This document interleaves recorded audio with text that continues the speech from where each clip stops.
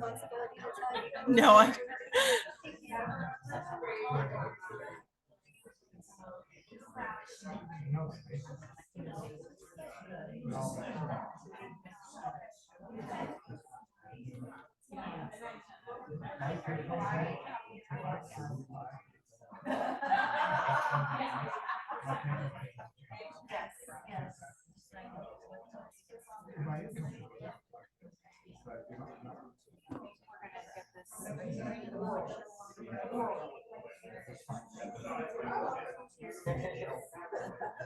It's go time.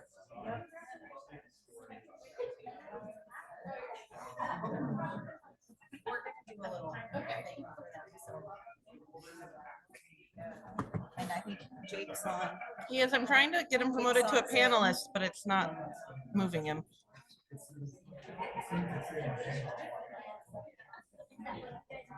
Oh, there he goes. Now we're there. Okay. Yep. We're good. Jake's here. Yep. We're good. All the things are recording. We're live currently. So whenever you're ready.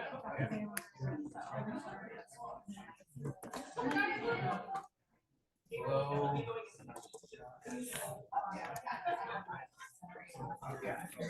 Hello. All right.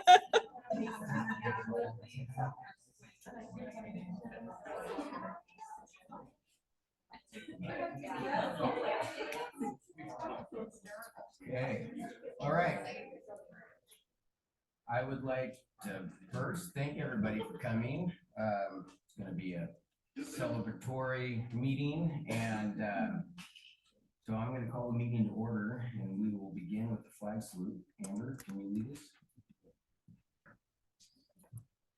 I pledge allegiance to the flag of the United States of America and to the republic for which it stands, one nation, under God, indivisible, with liberty and justice for all. Are there any changes or additions to the agenda? Yes, I apologize, but we do need to add an additional action item. It's item 9J to approve the recommendation to award the Union Ridge re-roofing project and authorize superintendent to execute the contract. So one additional new business item tonight. Can I have a motion to approve the addition to the agenda? I move that we approve item 9J as presented. I second. All in favor? Aye. Aye. Can I get a motion to approve the consent agenda? I move that we approve the consent agenda as written. I second. All in favor? Aye. Aye. That will take us to the superintendent's report. Okay, well, our first item is probably the most exciting item for some of the folks in the audience this evening, which is we would love to recognize our retirees and celebrate with them. So I'm gonna actually have y'all, well, no, because Donna's up here. We're gonna just stand where we are before Donna. But I would like to invite down Alan Andringa, Frida Thompson, and Kathy Andrew. Combined, I have no idea, 300 years of service. They all have given a lot of years to Ridgefield schools, to our community, to our kids, and I know that all three of them are going to be missed. We just wish them well. It's retirement, as I say, it's the dream we all aspire to. So congratulations, you made it. If you would like to say anything, I'm going to even let Alan have the microphone tonight. Wow. Here, let me get a microphone for you. There you go. So some of you know this is the third time that I tried to quit, retire. This feels a lot different. I'm telling you that you spend your whole career kind of looking forward to retirement. And I know, Paul, that you oftentimes say you have X number of birthdays left. It's a lot different when you actually, for me anyway, it's like you're not closing you're not turning the page, you're not going to a new chapter, you're actually closing the book. And so I tell people I have to go to the library and find a new book, because I don't know what I'm gonna do with total free time. But I'll be at the high school subbing. Kristen, I'm gonna make your life so much fun. You'll hear the band and the choir with Bob and Emily are out, but yeah, this has been a great place to work. And I finished my career with the best job I've ever had, 39 years in education. And I was a music teacher. So that's a really good gig. So to say that, finish out on a high note, my final 3 years at Wisdom Ridge, it's been a great place, and Ridgefield is a great place to work. So very fortunate, very blessed. Do I just pass this down? Sure. Great place to finish my career, my whole 8 years in teaching. I'm retiring not for my years of service, but for my years of living. So I came to teaching after a variety of things doing, and now we homeschooled our 4 kids. And after this, I'm going to go back and teach a little homeschool phonics class, a little book study. It's like good life.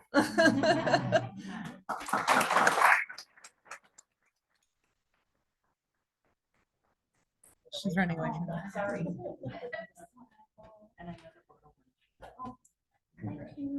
I started at Southridge and I'm leaving at Southridge. Yep. I haven't taught in at any other school except for summer schools and things like that.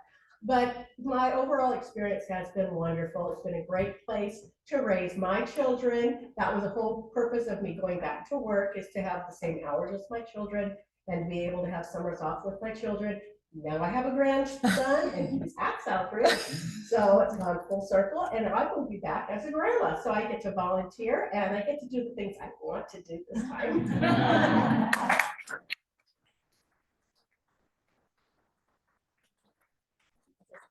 Yeah.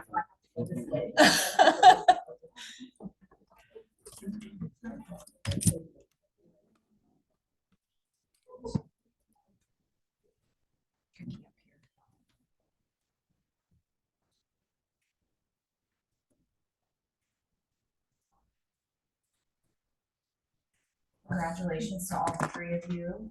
So excited for you. Quite excited actually that it sounds like we might see all 3 of you back at school in volunteer capacities, which is wonderful. Okay, up next we have, I was like, I don't have the clicker. Oh, I put it over there. We're excited. I invited some of our teachers, mostly from the high school, I think all from the high school, but I didn't want to say that for sure. So they did a book study, and this book is really super interesting. I read the book in the last year as well. I didn't get to go to the book study because y'all keeping me busy with other things. But I invited them to come and just talk for a few minutes about what they learned from this book. I thought it was important for the board to hear about the information that they've been discussing for the last several months. So if you would come on up, my book study friends.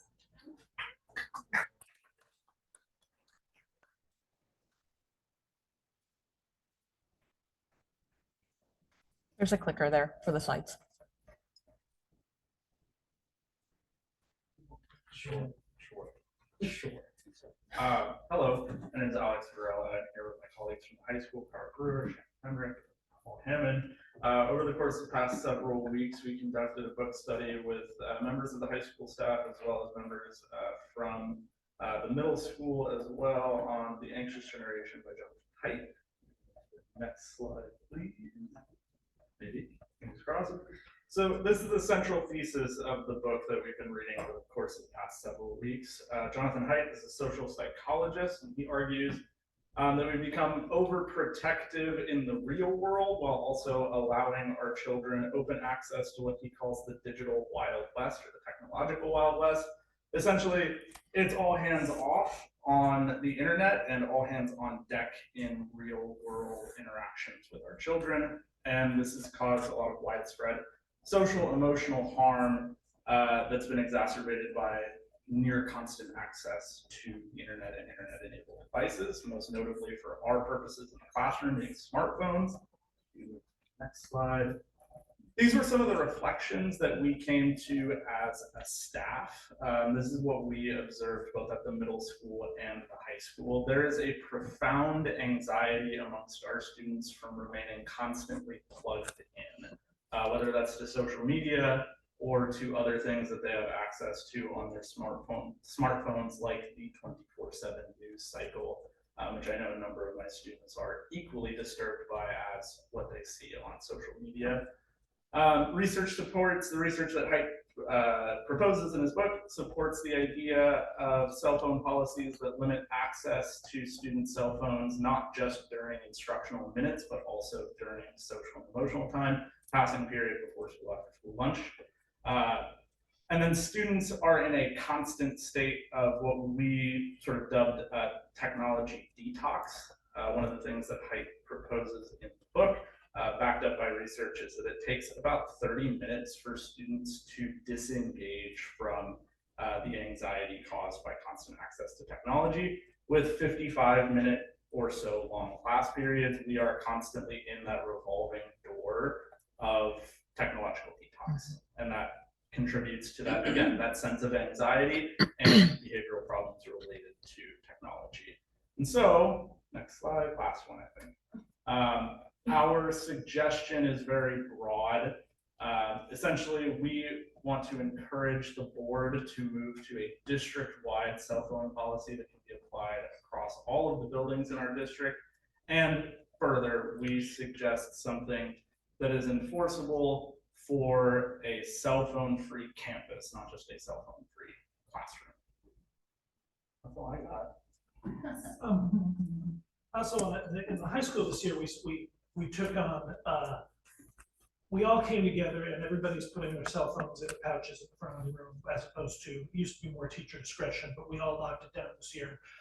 We've noticed a huge positive difference in student mental health this year just from that change. Very, very different when they can't constantly be accessing it. There's not a lot of negativity where put your phone away, put your phone away, put your phone away. That's not happening anymore. And so better relationships, teacher to student, better attention. And so this is the suggestions that Alex told you about are sort of to build off of the positives that we've seen at the high school for this year's change. Yeah. So I'm Shannon Hemrick, and this was my 31st year in teaching. And I just wanted to say that I think of all of the things I have seen implemented in schools in that time, right, different programs, policies that we have used, there has not been one thing that has had a greater impact in my classroom than the decision that was made this year for us to put those phones away universally.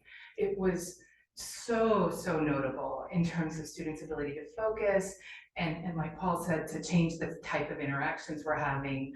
I think we really would like to see that continue, to maybe, you know, if we can tighten that up in some ways. I know there was a lot of interest in including the middle school in that, so that maybe we have one program that's a little more universal between those. But it was just so remarkable, the change that I saw, and I think that my colleagues saw as well. I'm shorter. Hi, I'm Barbara. I've been at the high school as a science teacher. I've had a no cell phone policy for many years, but this year was the best because it was backed up by this policy.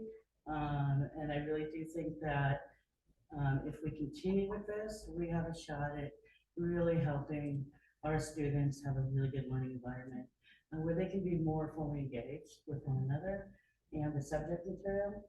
I know there's a lot of barriers probably to implementing a overall policy, but I would encourage maybe a committee of people from the community. Parents should be involved in this, I think. Find out what's worked in other schools, what hasn't worked. And I'm encouraged that we can make anything work. So, And I thought of one other thing, which is that, like, as much as this book impacted me as an educator, it impacted me more as a parent. So I would encourage any parents that are listening to this to consider reading the book. It really has changed the way I dad. We had people in the book study with children from ages of like 1 through, you know, adult. And we all were talking about, oh, how does this impact the way we parent? So I just wanted to make sure that was said as well. Thank you. Don't run away. 'Cause you and so, and I just, I felt like this was a really powerful message for you to hear directly from our staff, and great job, so well spoken. Alex this is his first year in Ridgefield School District, so to come present.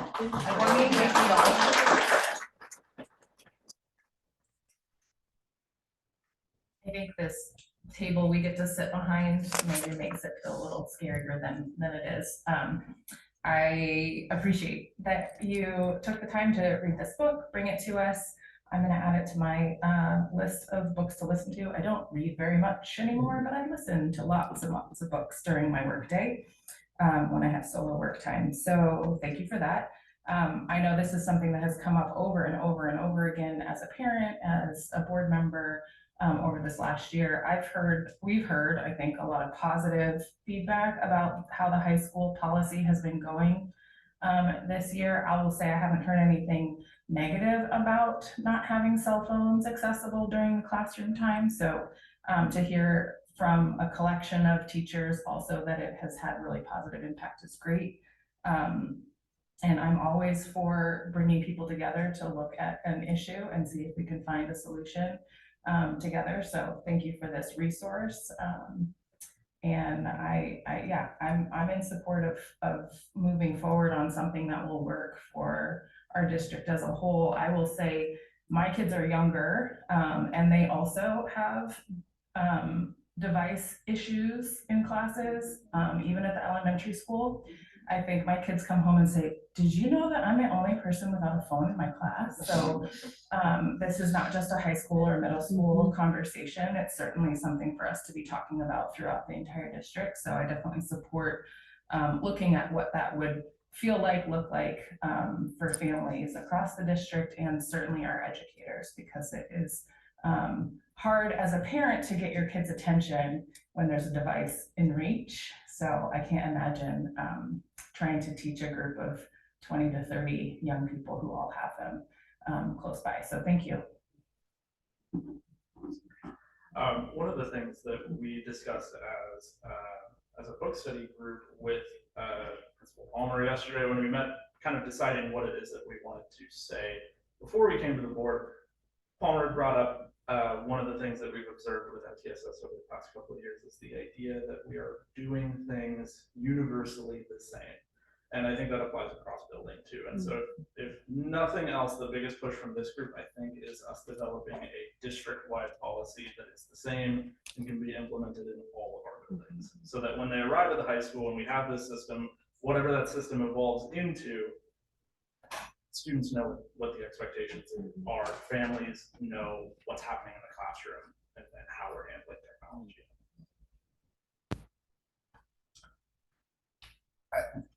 Normally, if when this was being introduced, you've got the fears of the pushback that you're going to have.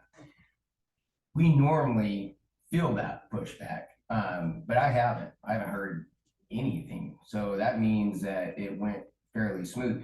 How did you get student pushback or parent pushback?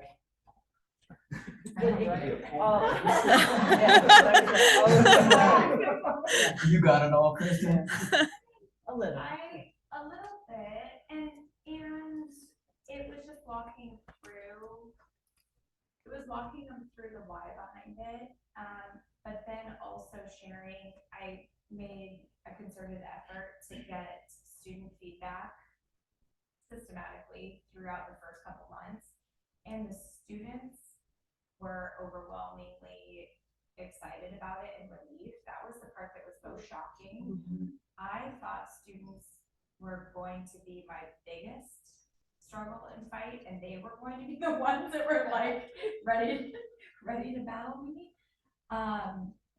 They appreciated having that detox and being able to focus, and they were the ones calling themselves out, admitting that I'm getting more work done. I've turned in more work this year than last year.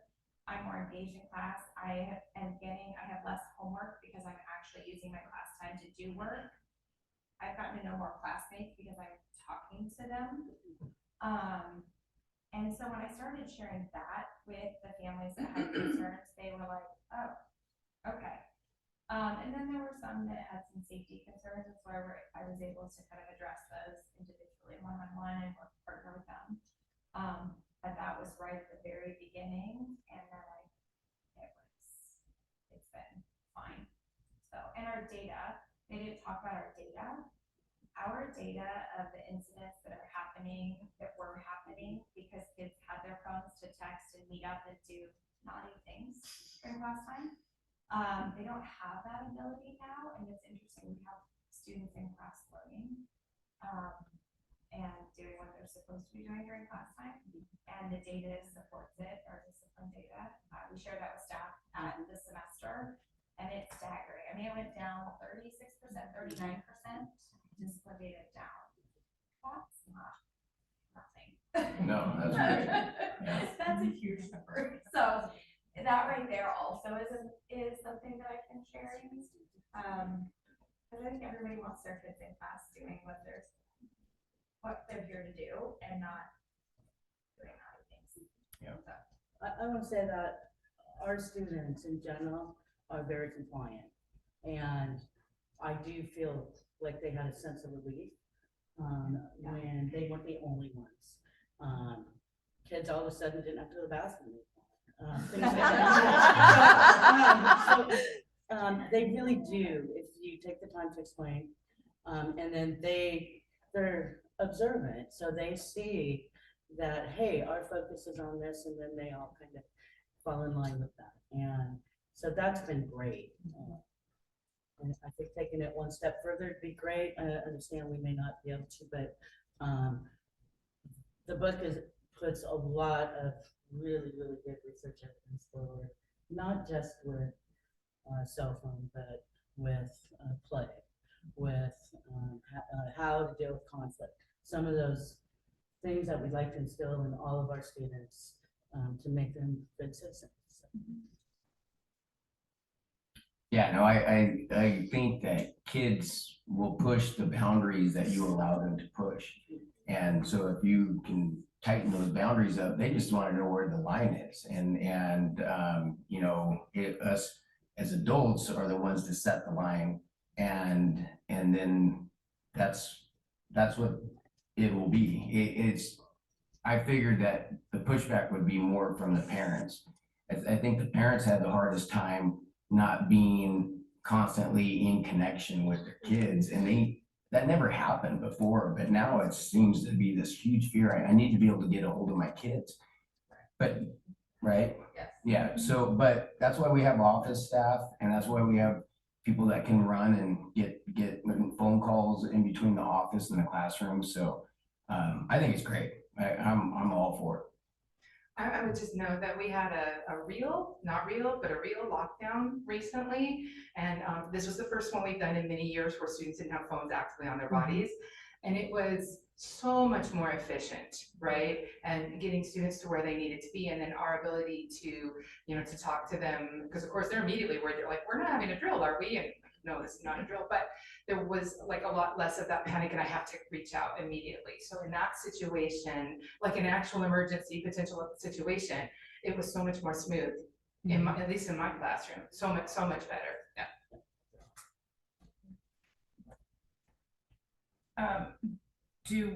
What are you thinking in terms of our next steps on moving this conversation forward?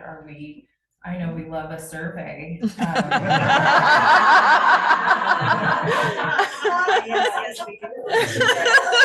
Curious if you thought through, Dr. Rodriguez, how you might recommend that we proceed, or I've also heard our educators suggest convening a group to look at best practice, highlight some of the conversations that will need to happen if we move this forward, either in somewhat of a similar framework that exists at the high school to other schools, or a more complete cell phone ban policy, which is what I'm hearing is being suggested that we look at. Yeah, I'm going to kick it right back to you, Vice President Baker, because as the board, your job is to set policy and direction for the district. And I think this is an interesting ask from our staff around consistent policy and absolutely all the research, right? When we're consistent as the adults, the kids are more able to comply or pay attention or all the things, right? So I think there is some value in something consistent. We certainly could put together a short parent survey on this and maybe a couple of other items that we're thinking about changing for next year.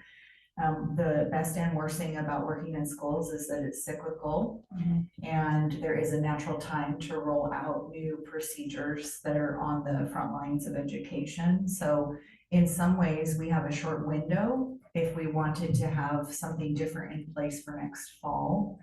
And so we may be tapping into some of our folks that might be willing to help work on this over the summer. We also have coming up our administrators June leadership retreat, so certainly I'd like to get feedback from the other building leaders as well. I am still so new that I don't know how we say as a board that this is something we want to work on or what is next. So do we just say, thank you, we want to work on this? Other directors? I second that. Yes, no, we've heard you, we support what you're saying. I haven't read the book, but I'd love to, because I think it's very critical, and I think you brought up a good point. I think parents should read it, as well. I think it's a great parenting tool. The phone is less of a tool, So so thank you very much. We're gonna go to work on this. Right. Thank you for listening. Right. Yes, just like a point of order, certainly you can direct me to bring you a draft policy or to issue a survey or any of those things that you might want to do. So welcome your feedback individually or collectively as a board to think about those next steps. I will just also say, as you start to ponder this, that the cell phone is not always the only device that our students have on their body at school. Yes, and the watches. And so I just think that is also something that needs to be a discussion point if we're looking at being really serious about not dividing students' attention and decreasing anxiety through the use of technological detox. Might we have one or two of us work on taking this on in terms of what the process might be to do a review?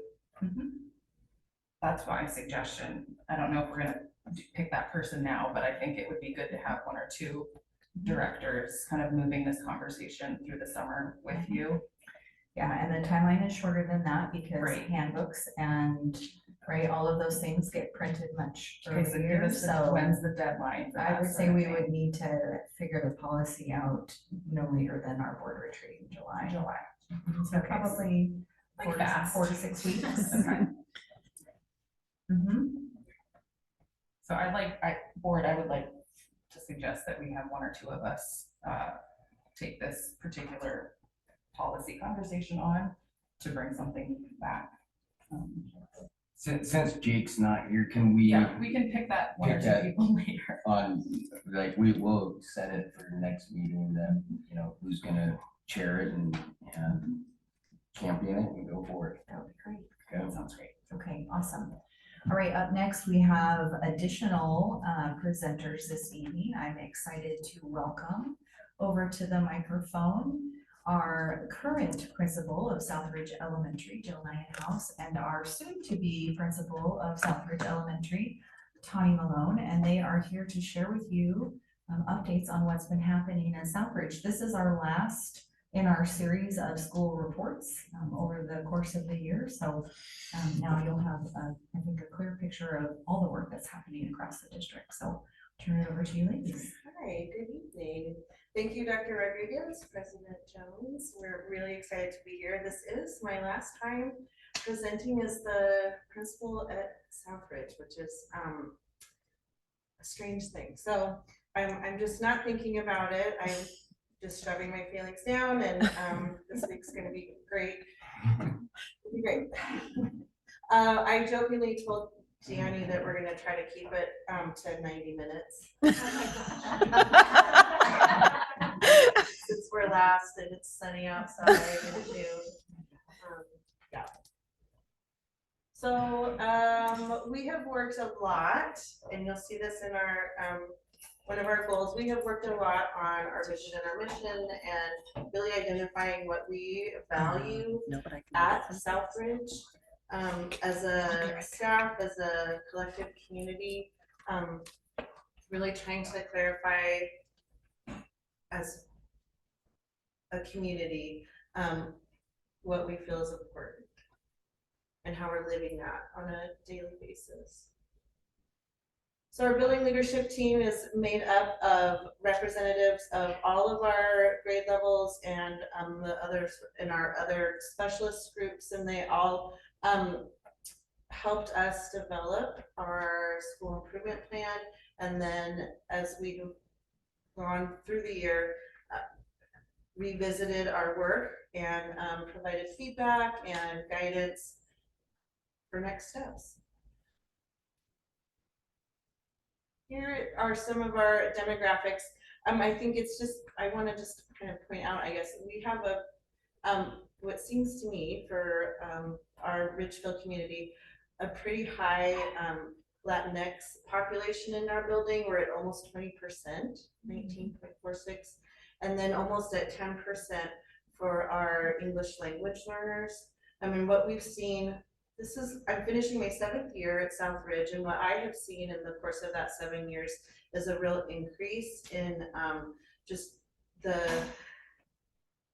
differences, and it's wonderful. And with our English language learners, what we've seen in the last couple of years is an increase in newcomers, which provides a particular set of challenges, because not only are they like new to school, right? Because they're coming in at, you know, kindergarten, 1st, 2nd grade, but then they're also new to speaking English.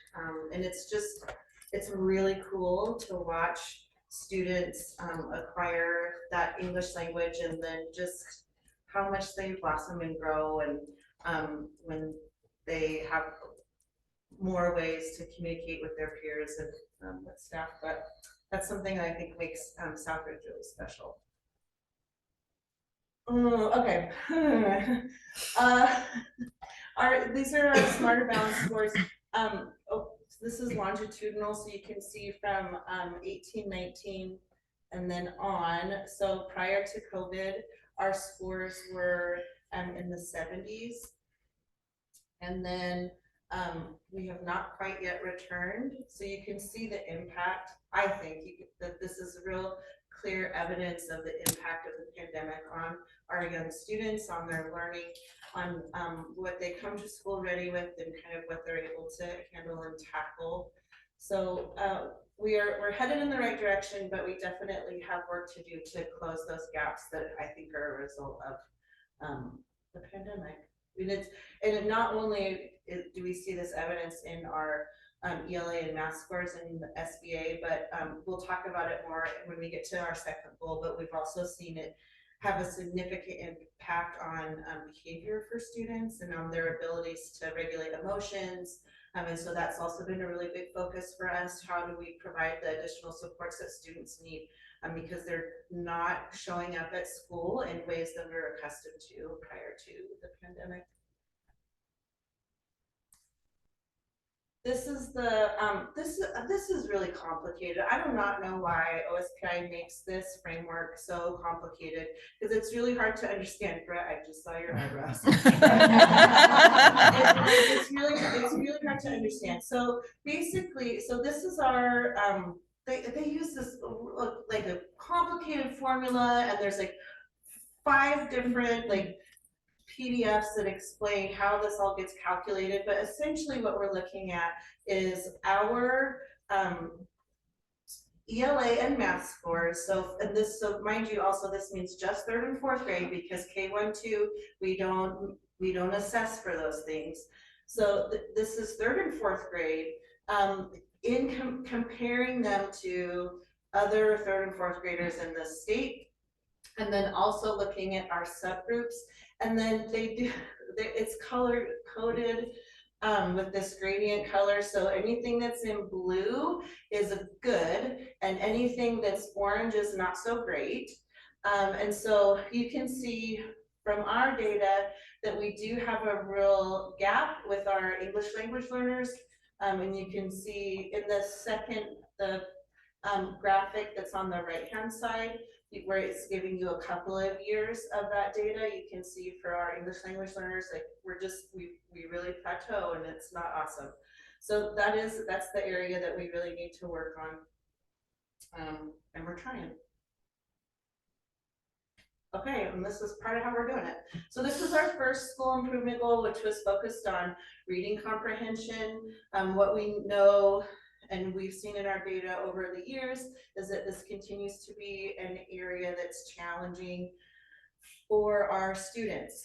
And one of the things that we were really happy with is the adoption of the new ELA curriculum, because we felt that it was going to provide a lot of good supports in these areas of reading comprehension, because it's one, the new curriculum is based in the science of reading, and two, it's also a knowledge-based curriculum. So it's inherently going to really focus on comprehension with students as they learn about different things, and then they're doing things with that. And so we were really excited about that. So what we focused on were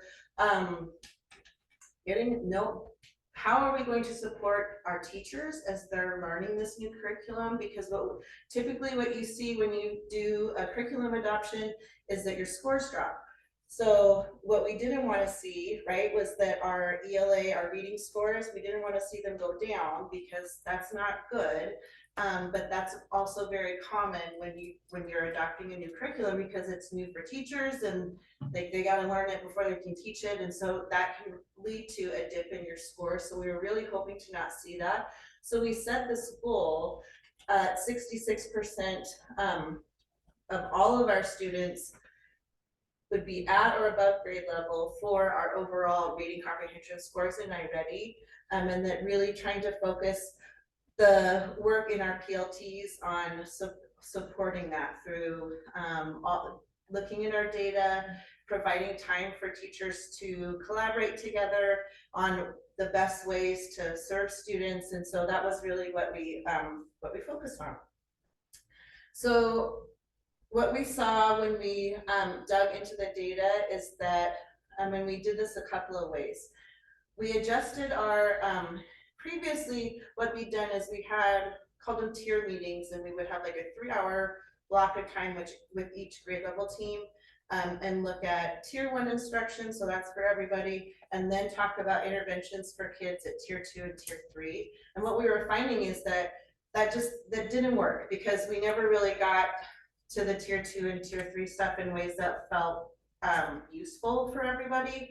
And teachers were like, we were leaving the work like half done, and then like the grade level team would meet again in the PLT like next week, but then like not remember. And so we felt like this was going to be a better process. So we adjusted, we used staff meeting time to really talk about tier 1 and look at data for tier 1, and then used our release time to really dig into tier 2 and tier 3. And what we saw as a result of that is that grade levels were really able to look at their data and really determine for them, like for their team, what was going to be the area of focus. So like in first grade, they noticed when they were doing their core review and their PLT, that their data showed them that in reading comprehension, but that looks at like informational text and like literature, right? Fiction. So what they saw was that in informational text, that was where they had most need for their students. And so then they talked about in their core review, like how are we gonna solve this? Because this is a every kid in our grade level issue. And so they decided that what they saw in the new reading curriculum was that there was too much like whole group teachers reading the story to the kids, and the kids didn't have the opportunity to like get comfy with the text and read it independently. So they decided that their focus was going to be on that independent reading for first graders. So first graders learning to be comfortable with text as independently and not being kind of handheld or spoon fed by the teacher with a whole group reading. And so that, and then what we saw is that we saw those scores increase in their informational text. So when we compare like fall to spring for first grade, they had 60, I think it was 68% of all of the first graders were meeting grade level for that informational text. And we had whole classes where we were looking, they had like upper 70s, almost 80% of the students at grade level for that informational text reading, because they were really intentional about it. So in the core review, we're using the data-wise cycle. This is something that we've been using for a couple of years, and we really try to stay true to that, because it really helps us to focus on the data and just in the data, and not, you don't get in the weeds as much, so. Oh, and then also what we saw was that we had some like concern, right? If we're so focused on ELA this year because of the new curriculum, then what about math? And especially for Connie, who is the queen of math, that this was really important. And so we had grade levels saying like, okay, so we're gonna focus this way on the ELA during our core review, and because that's gotten so much better, what we're seeing in the data is that we don't need as much intervention for reading as we used to, so we're going to use our intervention time to focus on math. And so when we looked at our SBA scores this spring, like, I mean, they're not where we want them to be, but we also didn't see a huge dip. The difference in our math scores from last year to this year is a 0.3, so also good stuff. So here's where we landed. This is in iReady. We want everybody to be in the green. And so we were at 62% above or at or above grade level. But what I was really pleased to see is how much growth we had in moving CLIT. Even if they didn't get to the green, we have so many fewer students in that yellow, so that's 1 year below and kind of in that bubble area. So we're seeing some really good movement in the direction that we want. So this is an example of kind of what we were doing in our tier meetings. One of the other shifts that we were trying to make is to really focus on the instruction, the curriculum, and the learning environment, and less on the student, right? So, because we don't have a lot of, kids come to school with all kinds of things that we don't have any control over, but what we can control is the first three, right? The instruction, the curriculum, and the learning environment. So we really focused during our tier 2 and 3 meetings on those pieces and not so much on the individual students. And then what came out of that, this is our, what is this one called? We have so many spreadsheets. This is our tier 2, 3 intervention mapping tool. So what we see is we're using the resources that are research-based, that we're very targeting a specific skill during that intervention, and then really measuring the growth for our students. And we saw it's exciting to see how much they grow. So a lot of our PLT work was focused around how supporting the data analysis that we're asking teachers to do. We also had we also have been trying to create opportunities for more collaboration between some of our different teams in the building. We have almost 800 kids and almost 100 staff.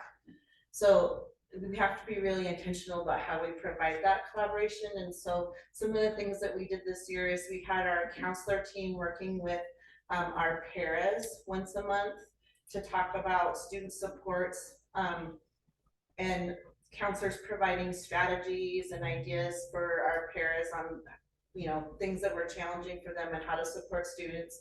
The counselors doing the same with our specialists, because our specialists see, 350 kids in a week. And really trying to provide supports for students. Also, the specialist classes like library, PE, music, they tend to be more challenging for students who have more unexpected behaviors, because they tend to be less structured than the regular classroom setting. And so counselors and specialists really collaborating around those supports. And then we also provided time for our special ed team to collaborate with grade level teams and make sure that, especially because we had new curriculum adoption, really making sure that they had time to collaborate so that the special ed teachers were able to support the learning that was happening for students in the classroom. Okay, that was a lot. Yeah, do you guys have questions, or we can move on to the next goal? Okay, we're gonna move on. That was great. Wait.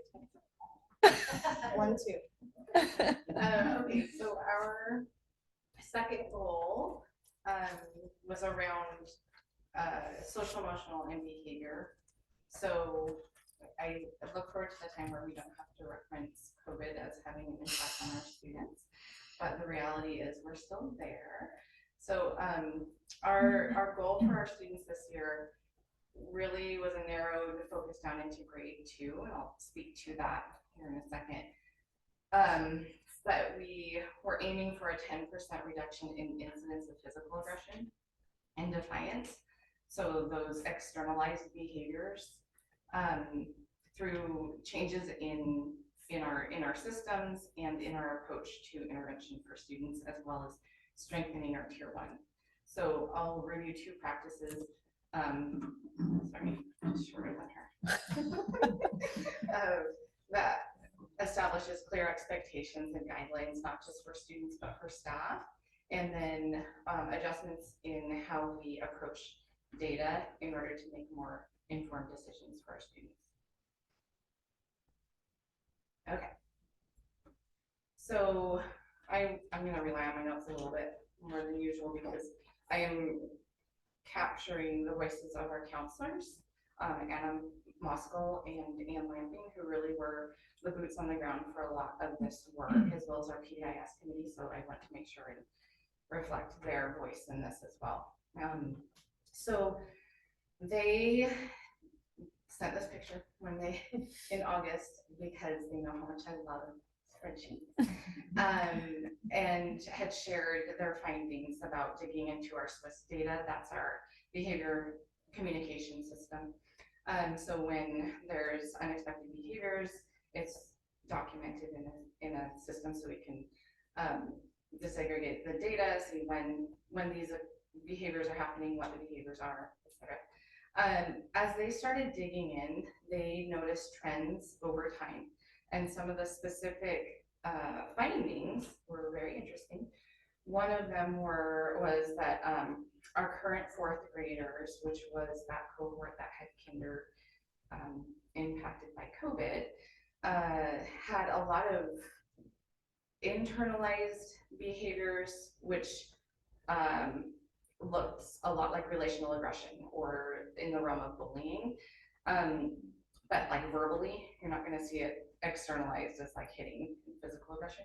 So that stood out through the behavior communication, and then because they followed that cohort over the years, and it was just like consistent, the reports, which was super interesting. And then our 2nd grade, consistently 2nd grade each year was our highest for physical aggression. So that externalizing behavior. So we knew kind of our target areas for specific cohorts, but then also in looking at our tiered fidelity inventory with our PBIS committee, we pulled out a tier 1 and tier 2 focus area, which are the points off to the right. So our database decision making. So what data are we using to drive improvements across our tiers? but mainly in that tier 1, how are we strengthening the supports for all students? And then our tier 2, how are we making more informed decisions to address specific student needs? So when you think about our academic tiers, there's specific like universal screeners, diagnostic assessments, and then more and more narrowed assessments to really help us drill down and address narrowed academic areas. And we don't have that in the area of social emotional behavior. So we did some thinking about how we were going to tackle this problem. So after identifying the bigger issues from the initial behavior communication data, the counselors took on 6 weeks of lessons for our tier 1 in our 2nd grade classrooms around those externalized behaviors. So really addressing conflict resolution, building the skills for all students to use other means to communicate besides externalized behaviors. That it resulted in their conflict resolution maps that remind them of the steps for problem solving with peers. All of our 2nd grade classrooms have these. The focus around 2nd grade also, it kind of doubled as like a study of, right? So how is this impacting this grade level and how will we extend it next year? So now we have these 2nd graders becoming 3rd graders that have had this teaching. It's more of a review next year. They're familiar with the process. And now our new set of 2nd graders, you know, and so on. So the goal next year would be to continue this work, because spoiler alert, it worked a little bit. And then extend it more into a consistent practice across our specialists and recess, so that in other environments they have the same, that consistent routine, because our kiddos thrive with routine. So, sorry, all over the place. So addressing it through tier 1 lessons in the classroom, that will continue next year. We did see a significant decrease in that externalized behavior referral. We cut it in half. So our goal was 10%, we decreased it by 56. And not just because it wasn't being reported, but it seriously just, they were using the protocol, and we were able to rely on that when working with students, like, hey, have you tried the conflict resolution map? Let's walk through it. They were more skilled in having those conversations. A lot of times near the end of the school year, it's requiring less facilitation by adult. They just do it. We're adults in the room, but they can work through their conflict. So again, we will continue with that plan for next year. Sorry.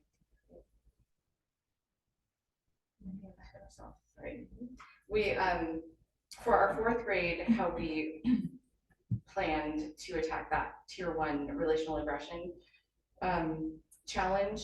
All 4th grade students also they actually had a series of 8 weeks of relational aggression lessons through our curriculum, really diving into, again, it's just that undercurrent of meanness and how damaging it is to others when we like hitting with our words, is what we've said with the students.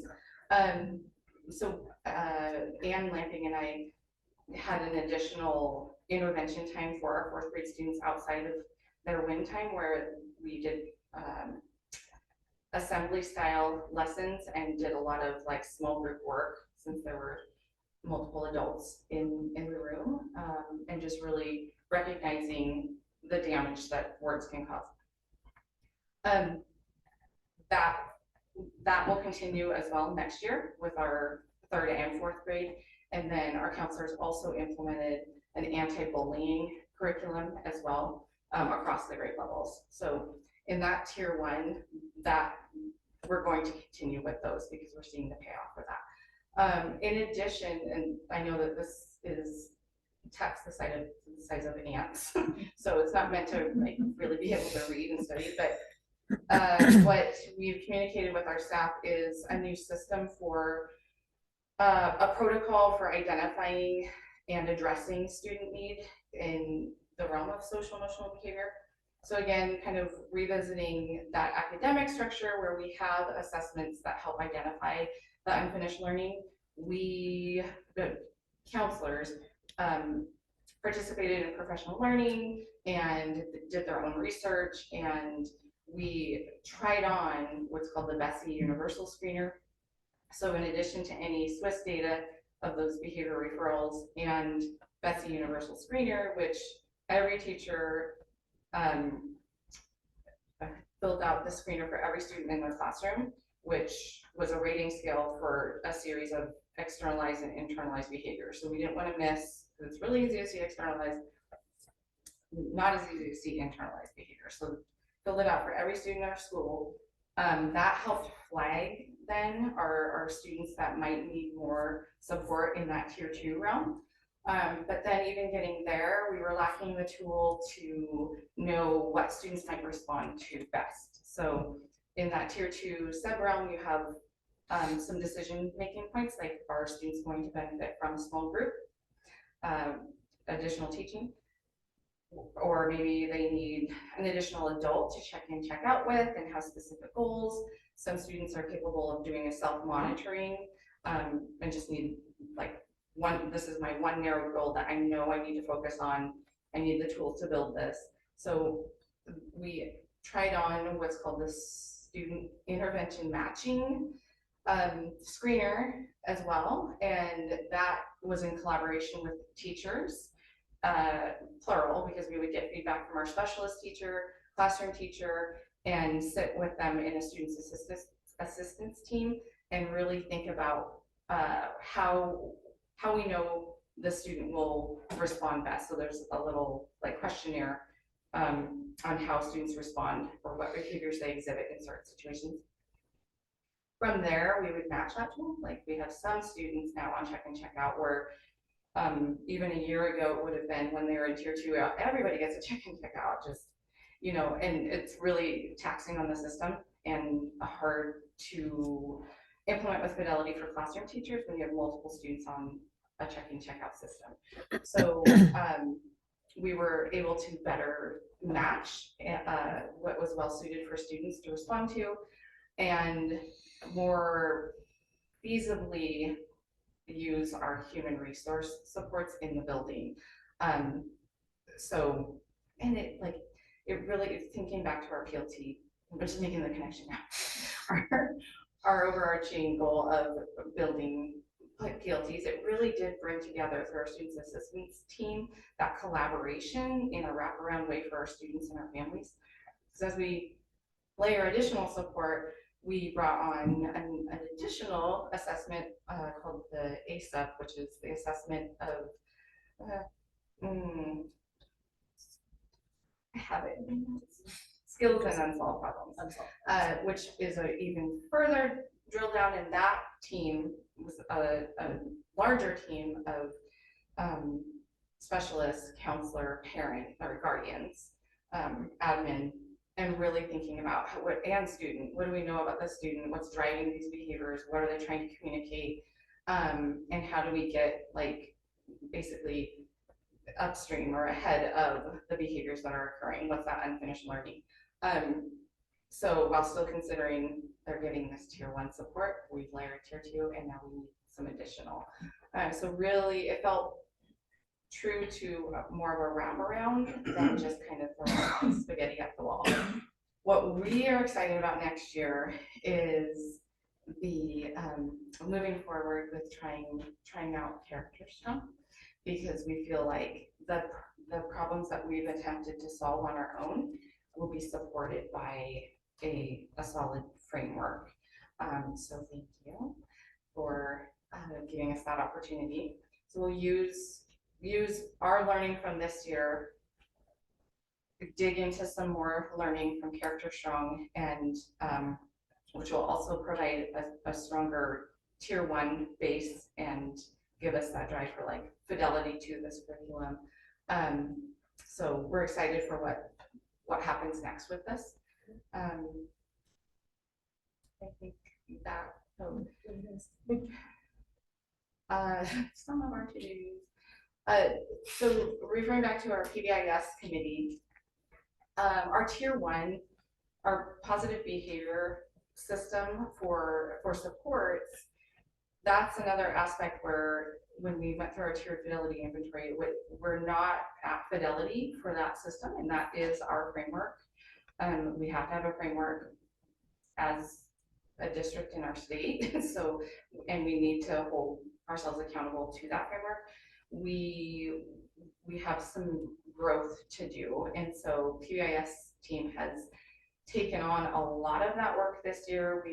We had a total of 1.5 day release time with our team, and they've just taken it and run. So where we are right now is formalizing our PBIS handbook to launch next year with like this is how we roll, this is what we do. We are all on the same page as far as expectations, so that when a student sees a teacher that's not their classroom teacher in the hallway, it's still an adult, it's a teacher, and I know the expectations. And we can hold all of our kiddos accountable across any environment in our system. So PBIS, again, they were asking about when they'll get to work on things this summer, and I was like, I don't have a budget, we don't care. We want to continue this work. We have work to do. So they're motivated, they're leading the team, leading this work. So again, we're kind of in a pause just to see how Character Strong dances with that a little bit, but we are ready to launch in August and start fresh. Almost done, so let's go. So, and actually, I think this tailors nicely. Our last goal is really focused on our climate and culture and our building. But when you listen to Tawny talk about our PBIS team and all of the work that they've done and the things that they've taken up, that is a direct result of all of the work that we have done around our climate and our culture.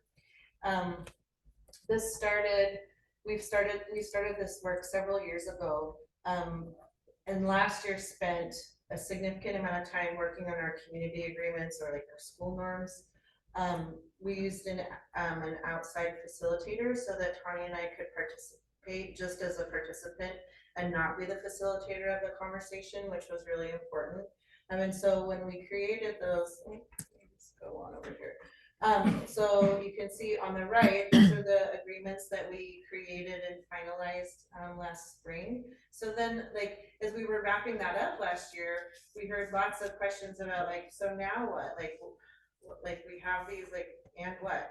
And so our work this year was really around how do we put those into action? What does that look like when we're like really living that out, right? That's really, because that's really what is important. Otherwise, it's just a bunch of words on a page and it doesn't impact anything. It doesn't change anything. So we continue to work with an outside facilitator this year to help us with this work again, so that Tanya and I could just be participants.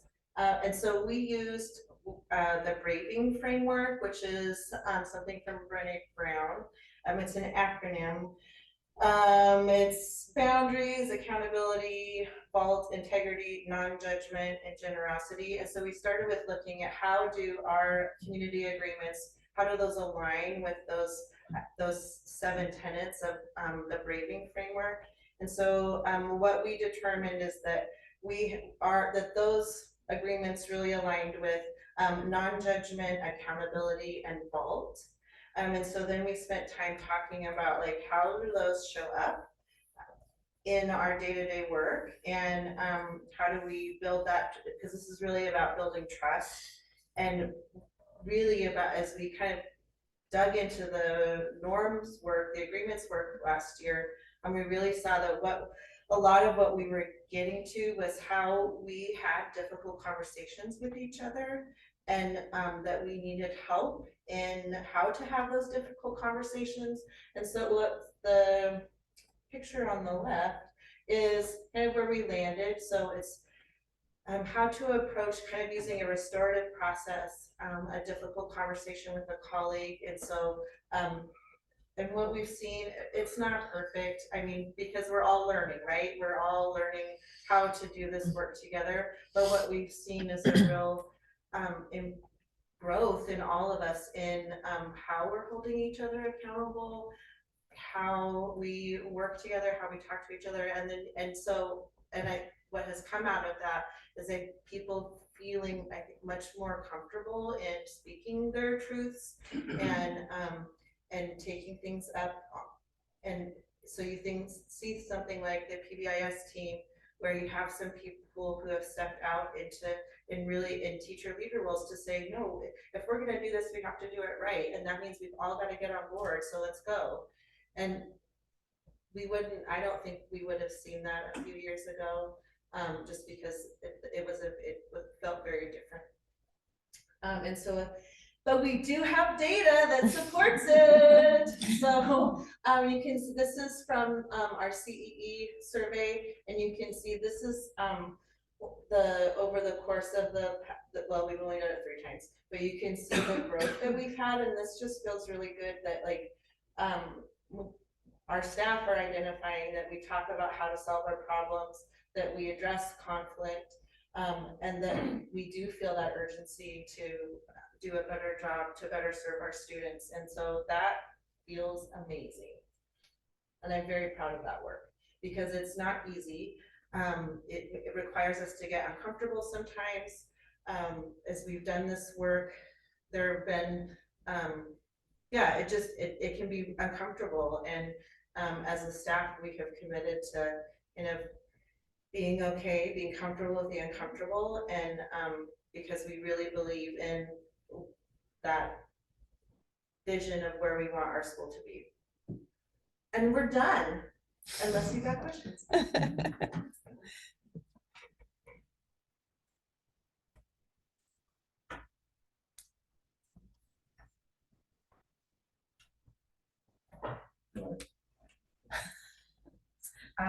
Thank you both for that. And I see the spreadsheet love in your presentation. So lots of data to look at and reflect on. So thank you.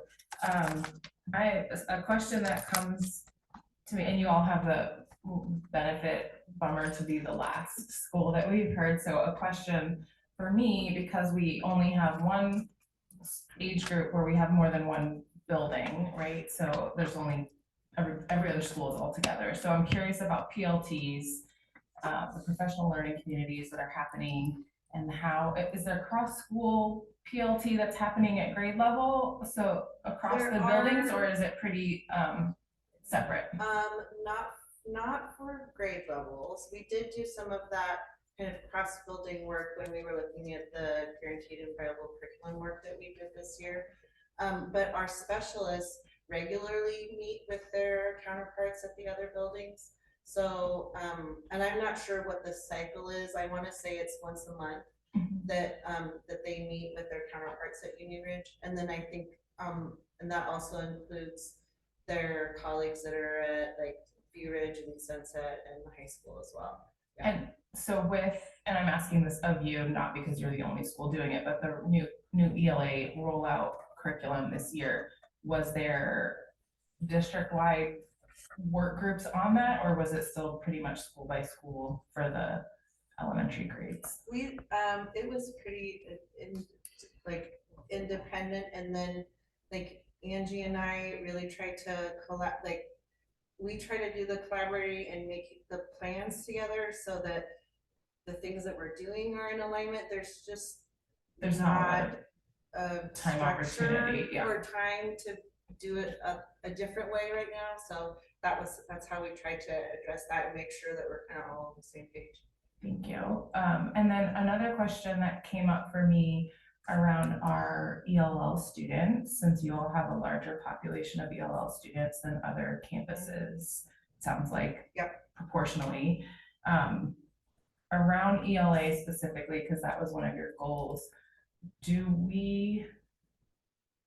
I don't know anything about ELA instruction except for a little bit that I've picked up. So pardon my lack of background in this topic, but do we have curriculum specifically for those interventions that are data driven, research based, whatever the languages that we want to see? Best practice is the language of the work that I come from. Do we have best practice on that? Or do we need to put energy there? I think in terms of resources that we have as a district to support that population? it's yes and yes. So we do have, there's specific curriculum, get that word out, that our TOSAs use with some of our multilingual learners, and it kind of it depends on where they're at in their WIDA scores and kind of, are they getting ready to be exited out of, or are they a newcomer and they need a lot of support? So there is curriculum that they're using. We also, in the last 2 years, have done a lot of SIOP training as a whole district. So can you say what that means, sorry? Oh my gosh. Sheltered instruction, observation protocol. Thank you. So we have teachers who have participated in that training, which is about how to better support multilingual learners in the classroom. And the great thing is that all of those strategies are great for everybody. Mm-hmm. So they specifically target the language supports that multilingual learners need, but they're also really good for all the other kids too. But that's more about that tier, the tier 1 instructions. How do we make sure that every kid is accessing our grade level materials, right?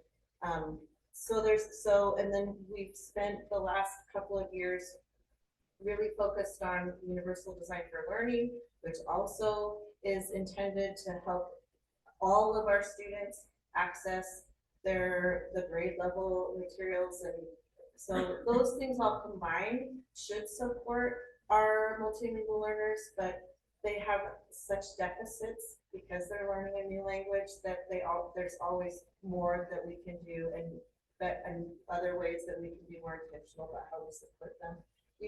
They get full out support through Win Time, and where they're getting that particular instruction that they need. But they also need lots of support in the classroom on the regular to be able to access the materials and the curriculum, and depending on, it shouldn't be a lottery, right? It shouldn't depend on who your teacher is, whether you get it or you don't get it. We have teachers at every grade level that are SIOP trained, and we have teachers at every grade level who are endorsed as an English language teacher, and so that helps. But we also have teachers that haven't had that SIOP training, or haven't had GLAD, that's the other one. So we need to have more support so that regardless of what teacher and kiddo gets, they're getting a great learning experience. Do you see testing outcomes differentiate based on that? That's a good question. And by classroom? Yeah, I looked at that today. Yeah.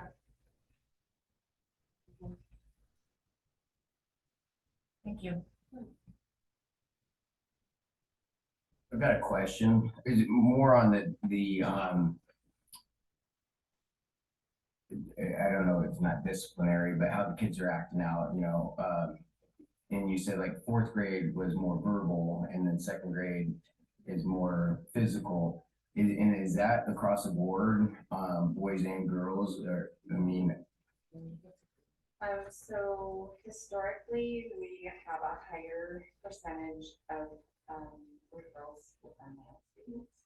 That was something that we have started to dig into this year, just understanding gender bias in particular around behaviors and just, because, well, what I end up managing or facilitating between different genders it just looks very different, but it's equally as harmful with some of the relational aggression that I hope to facilitate or manage. So what we have found is it's not that there's less of that damaging behavior happening, it's just it's less reported. It just kind of slides under the radar. So bulk of our referrals continue to be so it's definitely on our radar that we need some understanding about just differences in how we communicate through behaviors and what supports we need.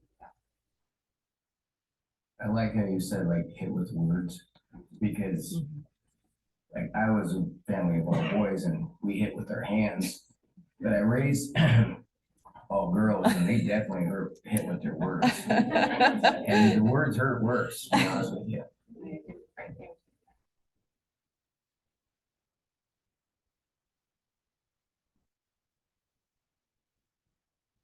Thank you guys for your presentation. I was trying to follow along a couple of those graphs. I had no idea what they were saying, to be honest with you. The one with the green and the orange bars, I kind of wanted to spend another minute asking about that one that said above the line. Sure. No idea what that was about, but I really like your mats, the walk, I like that you had a physical thing for the kids to learn, and I like that you're focusing so much on tools for skill building that I think even as adults, sometimes conflict resolution is a skill that sometimes you need to be taught. And I think we sometimes forget that. And I like that you guys are focusing on that so much that the social emotional part is not getting lost. I guess I was curious because we've heard from a lot of the other schools about attendance. Do you guys have attendance rate issues? And if you do, are they tied to any particular groups of students? We are having the same challenges with attendance as other schools. And there is a trend in demographics that our populations that are more impacted by attendance. That is definitely an area of improvement for us next year, and just thinking about our alignment to our state protocols and processes and our when we refer to truancy card. So just what our current barriers are in moving through that process. We've had conversations about a community re-engagement board. That is something that's lacking in our system right now.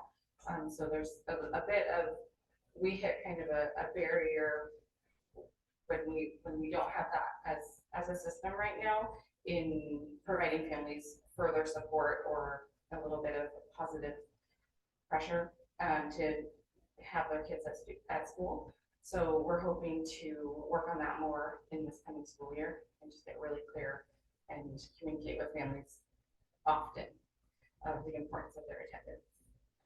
And you said that was linked to a lot of the ELL kids have the attendance. Yeah, and that's where the achievement gap is really obvious too. Yes. It seems like a very full circle. If we can get them there and they have a sense of belonging and we can engage them in the learning, then they will do better. But it's just getting them there and making them feel that. Thank you. I don't have any questions, but I do have an observation. Is the screen right before this one? That made me smile. This one? Yeah.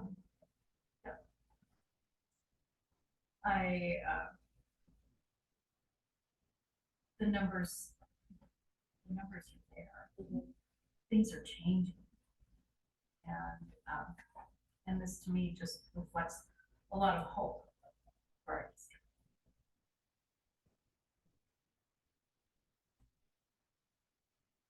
All right, thank you. Thank you.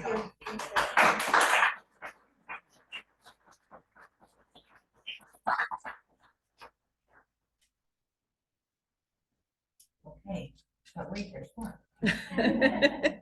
Okay.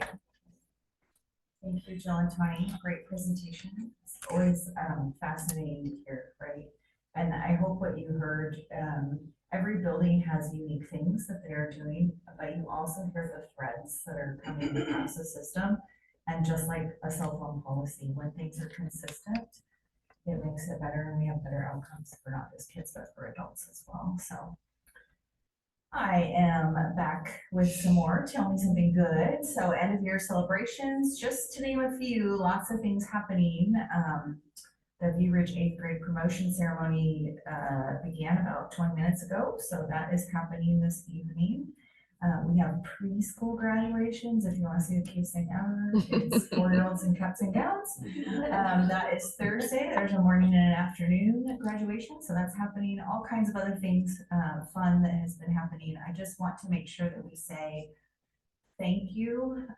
Our staff does a lot of behind the scenes work, not just our teachers, but our paras, our custodial staff with ABM, our IT folks, our administrators, our booster organizations, our parent volunteers, the grandmas who come and walk with the kids in the parade. There's just a lot of folks that make all of these really cool experiences for our students happen. So I just really want to say thank you to everyone who had a part, whether you work for the district or not. And I did want to give a special shout out to Marcus Bennett. He is our audio visual tech. And for those of us that were at graduation, we know that we lost power not once, but twice in the middle of the ceremony. And Marcus just figured it out and made sure that we could continue with the ceremony so that kids could be honored. So a big thank you to Marcus for a lot of hours this last week. So another something good, and she snuck out of here, Liz snuck out of here, but oh, there she is.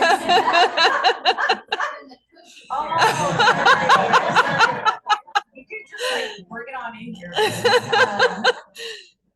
This is something that we have all been working on this entire year, honestly, and the labor partnerships, and we have a few of those folks here this evening. We just are in the process of wrapping up our full open bargain with Ridgefield Education Association.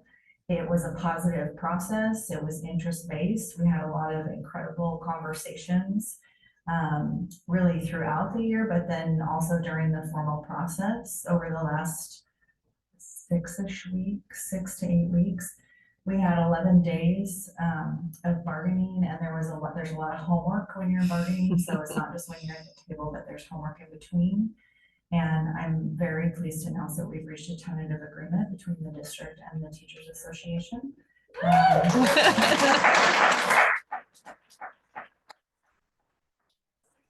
So big thank you to the team. Liz Stamp is one of our co-presidents, Steve Dennett, our other co-president, Annabelle, who was here from WEA Uniserve for Southwest Washington. And then Kaylin Heath is also in the audience this evening and was on the team with myself and Josh Halliday, who is our legal counsel. So a lot of work, but we're pretty excited about that.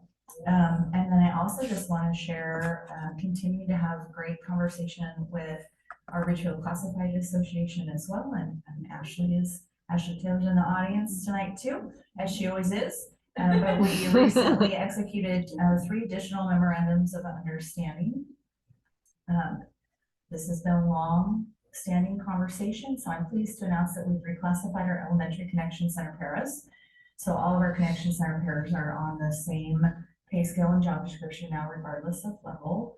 We also were able to update the hourly schedule, the number of days, and the salary for our school nurses. We have had a really difficult time attracting and retaining school nurses that have the right credentials and are competent to do the job. And so we did some market analysis and realized if we want great nurses, we have to pay them what great nurses make. So They are getting a raise, those that are here, and we are publishing to re-advertise because we still have open spots for nurses. So if you see Stacy Regalado, who is our Director of Health and Wellness, she has been serving as the Sunset and View Health Room nurse for weeks and weeks and weeks now, in addition to her regular job. So really hoping that we can find a great person for that position. And then the last one is we recently entered into an MOU to add school security officers to our staff, and they'll be a part of the classified association. And so that posting, I believe, is also up. And we're preparing to hire our own security officers who will be district employees and also get to have district benefits. So, thank you to Phoenix Security, who's been a partner of ours for several years now.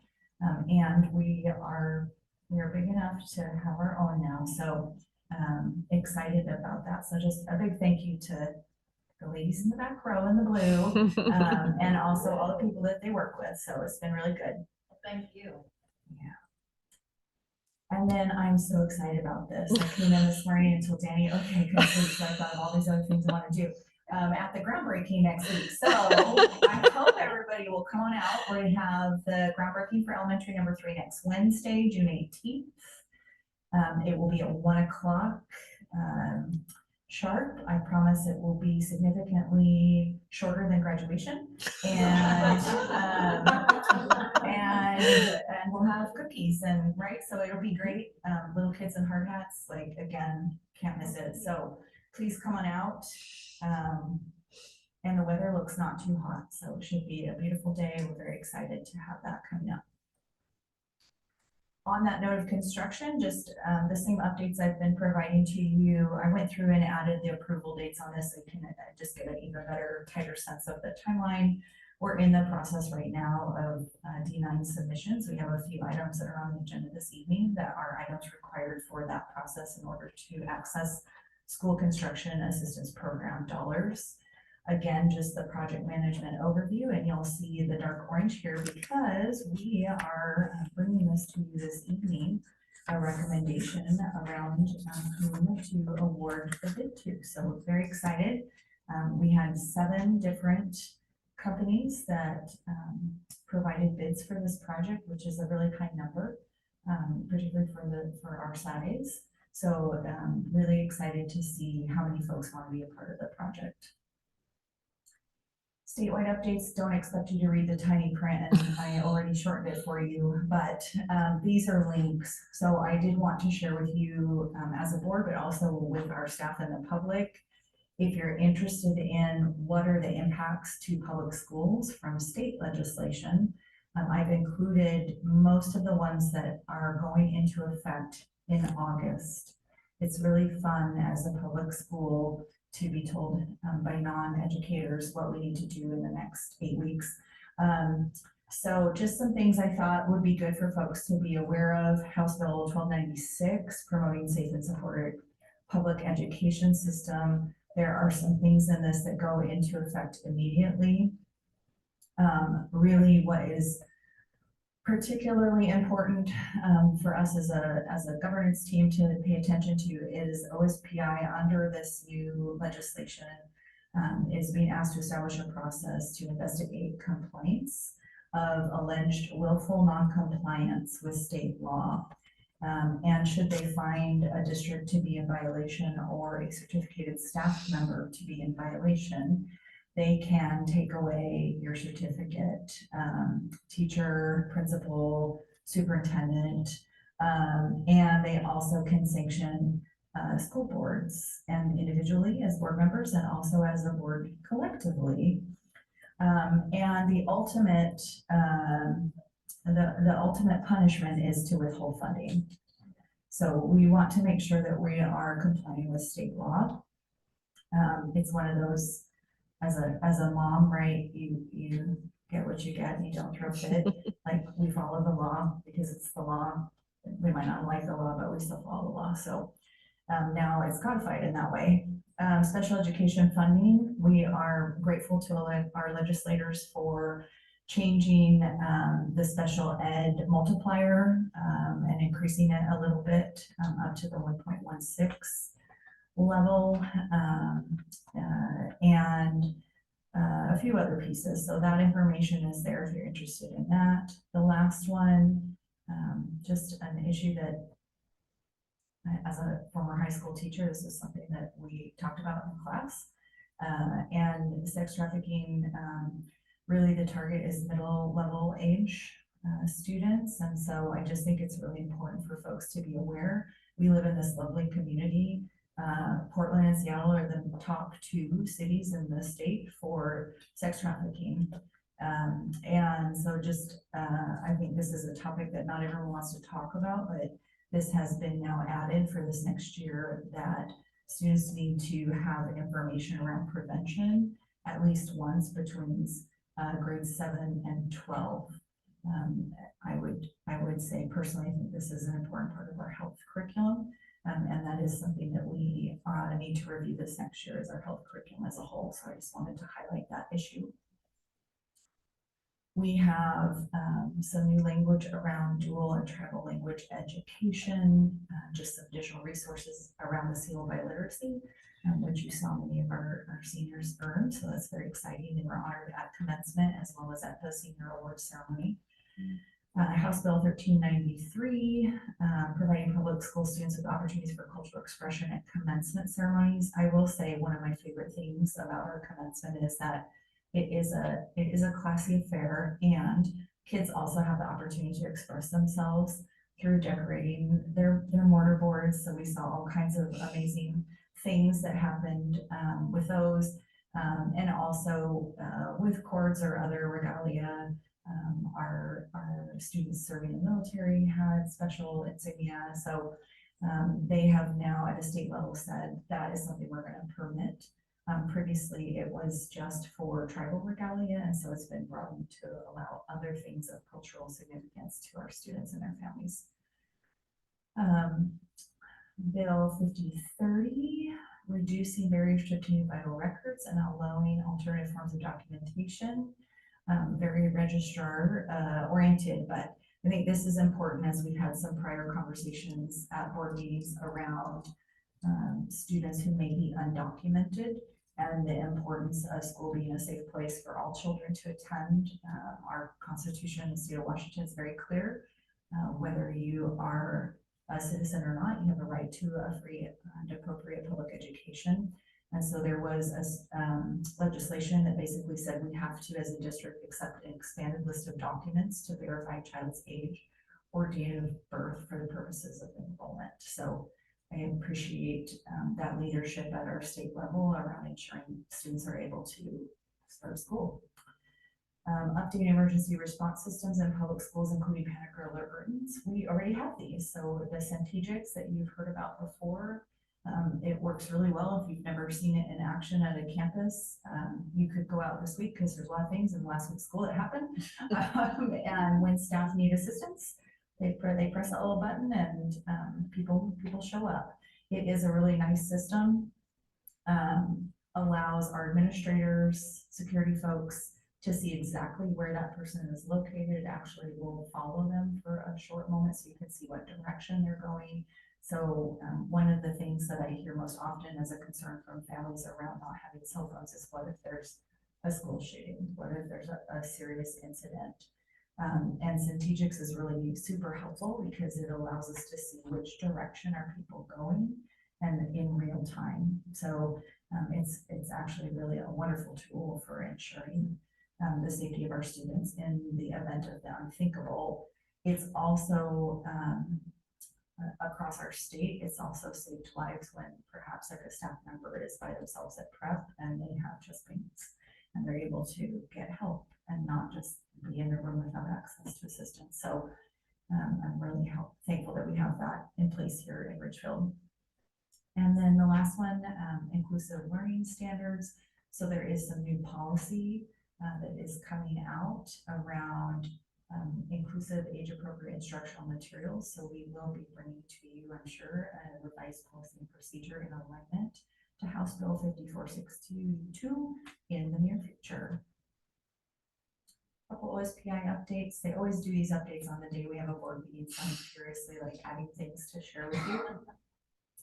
Revised standards, get excited, teachers. The standards they promised us 18 months ago are gonna come out this week. I'm winking. So, allegedly, OSPI will be issuing English language arts and math, the revised standards shortly. There will be no changes to the state assessment next year, despite the change in standards. OSPI is connecting all of their focus, their professional learning, their staff's work, really everything aligned to 2 criteria that are within the teacher and principal evaluation frameworks in an effort to help us all work smarter, not harder. So they're lining everything up to this safe, positive learning environments and standards implementation. And those are different numbered criteria for principals and teachers, but they have the similar concept embedded. At OSPI, they will be focused on early literacy. So you heard a little bit about the science of reading tonight from Southridge, and also intermediate middle level math.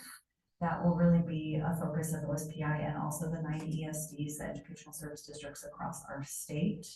There is significant cuts financially to our ESDs and OSPI through the budget revisions that occurred in this legislative session. So they are having to get really tight and strategic around where they can provide support and focus. One of the things that Superintendent Chris Rydell spoke about this afternoon was really bringing awareness to, and I thought about our conversation at the last board meeting about state testing. And there's more than just the test. And so I know this is small, but this is a new graphic that OSPI is going to be putting out. This is the state level look. They will be doing this though for every district. So we will eventually get one that is Ridgefield specific.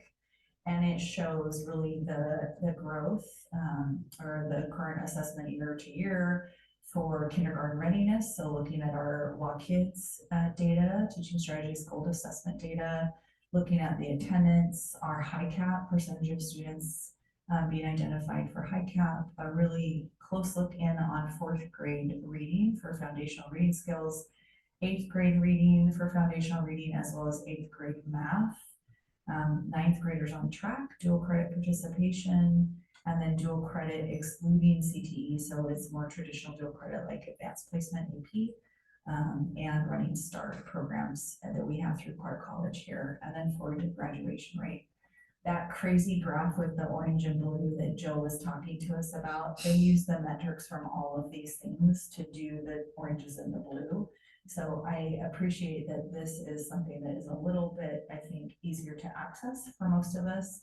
And so they are working at OSPI to provide a better look at the breadth of metrics that we look at when we consider whether a district is moving in the right direction or not. Couple quick budget updates from a state look.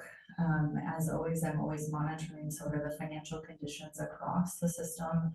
Currently 7 school districts in our state that are in binding conditions.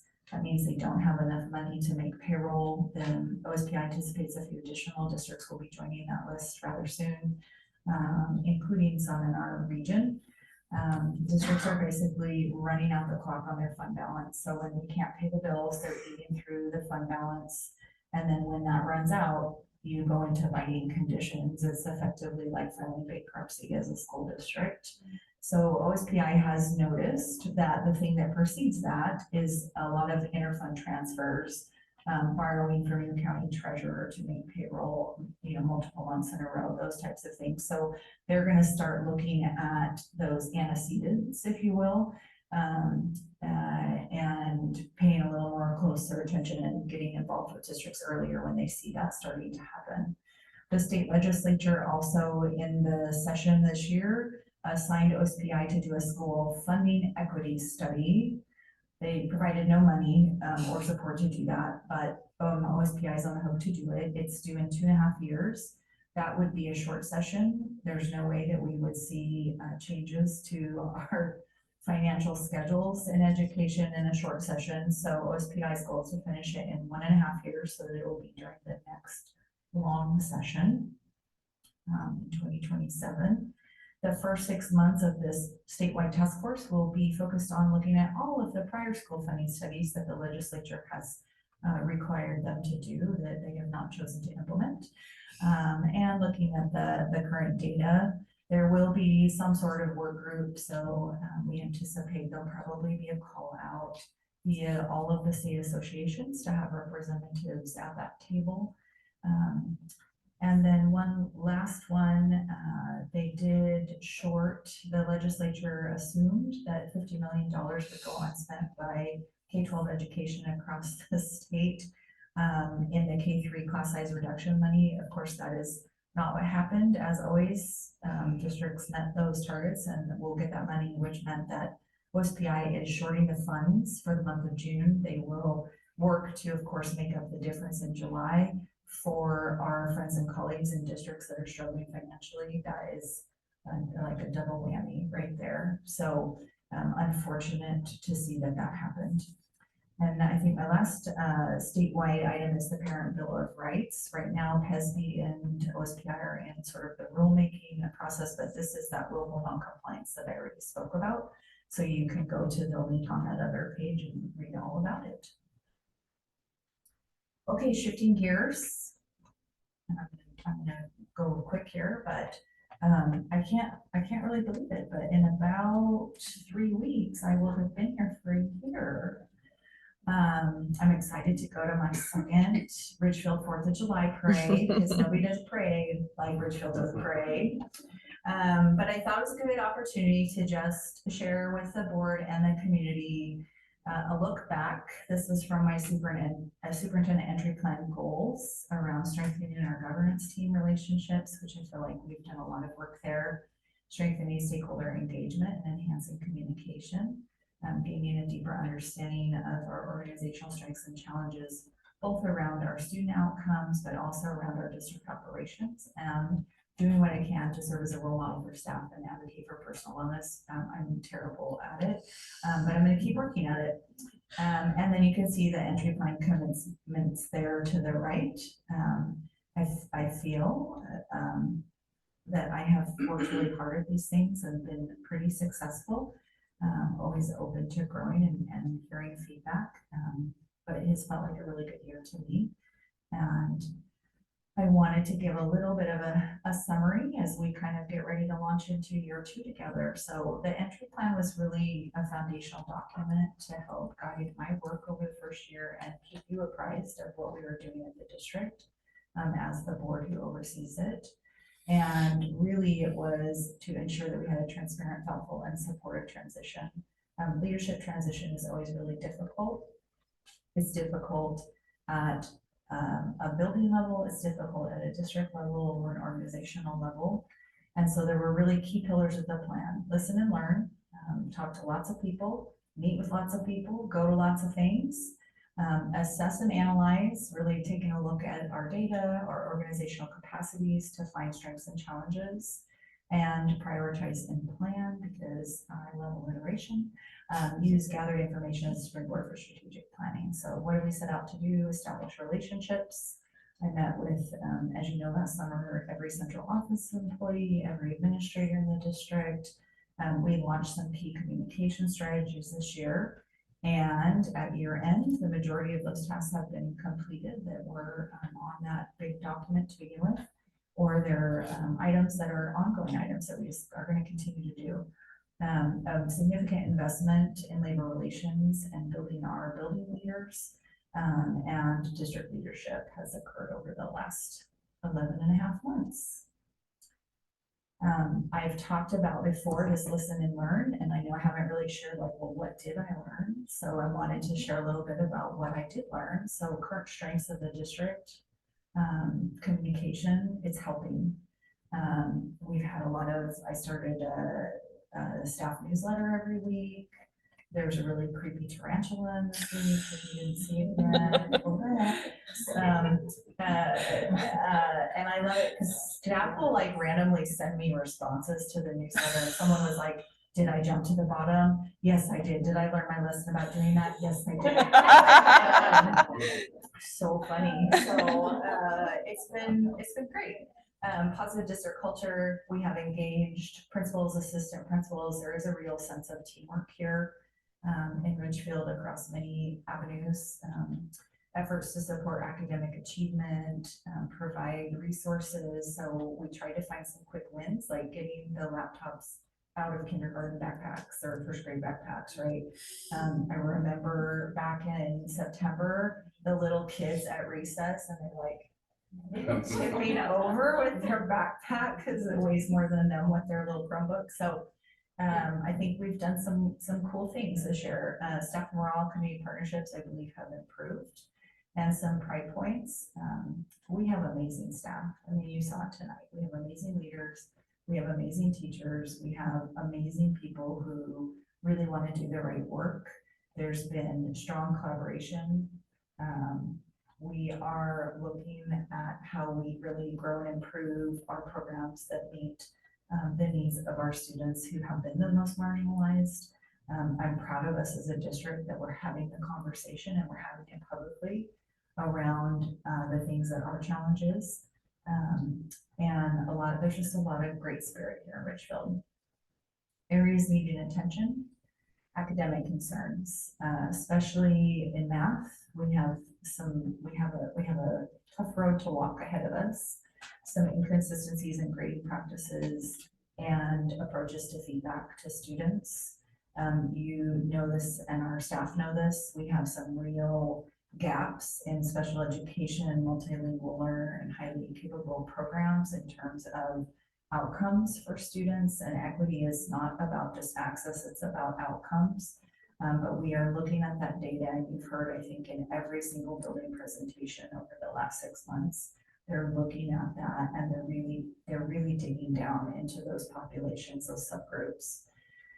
Overcrowded facilities, not telling anything you don't know, years of rapid growth. I mean, it's slowed down some, but we are still growing, and there are additional large developments on the horizon. The failure of past bond measures has not helped. We've got some old facilities, as you know, being rich older than my mom,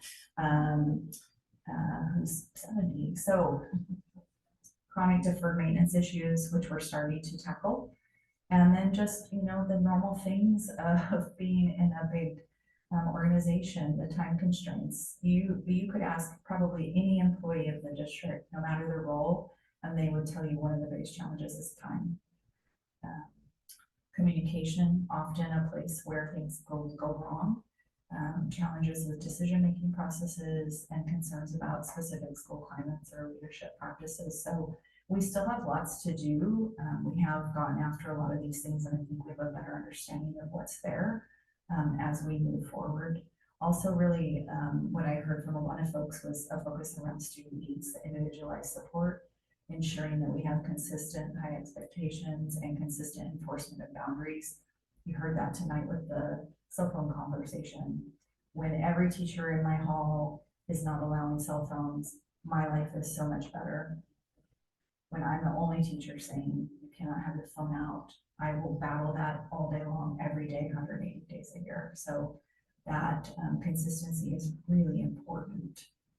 And then, of course, always we want more time, more instructional time, more resources, more people, more materials, more money, better alignment, all the things. So that's really what I took away from a lot of conversations. And as we move forward into year 2, just want to really celebrate what we've accomplished in the area. This was, as you know, one of my superintendent goals this year was around relationship building, communication. So lots of one-on-ones with a variety of people, lots of stakeholder engagements. We did morning meetings, we did town halls. I went and sat in staff rooms at lunch. There's been a lot of ways to engage with folks, which has been great.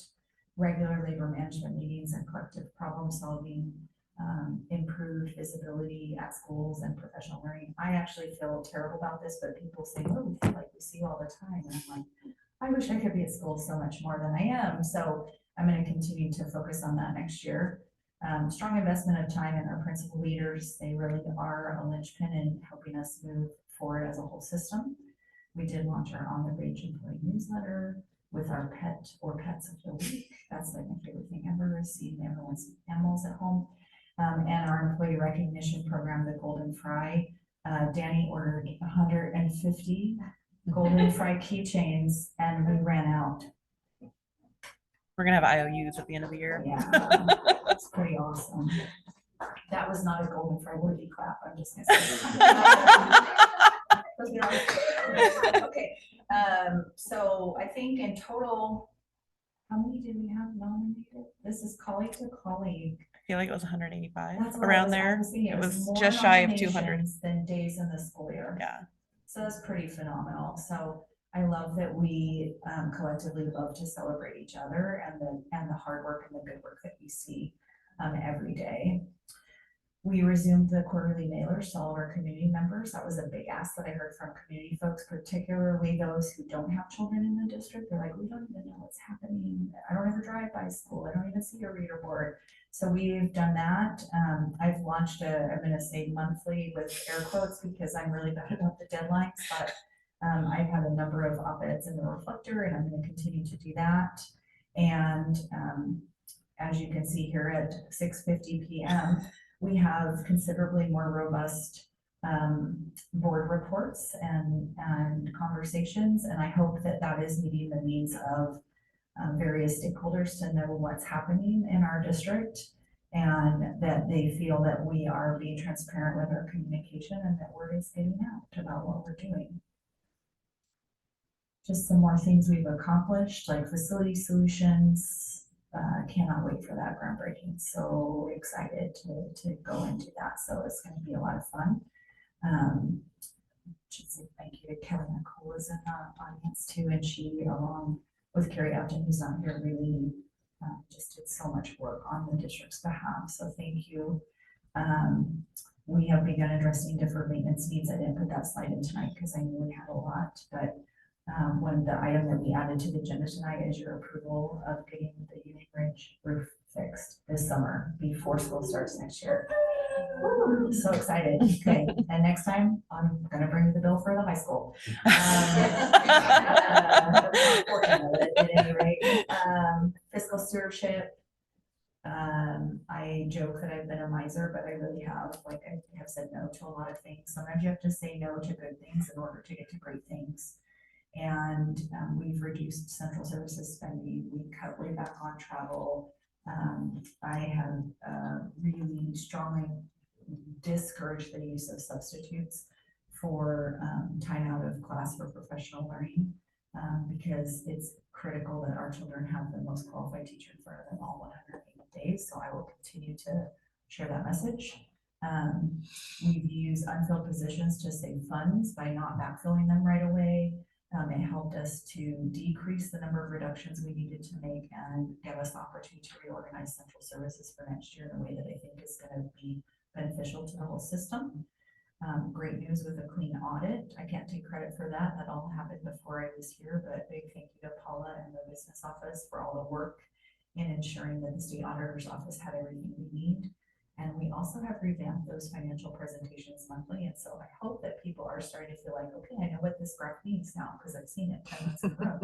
And we're just tracking it as we go through as a way to help us educate folks about our work and also hopefully increase a sense of trust. And then finally, I do think we have communicated well the need for an updated strategic vision for the district. And we have launched that process. And as I shared last time, we had just finished up our 4 launch sessions. And so at some point, I'll be coming back to you with information from those as well.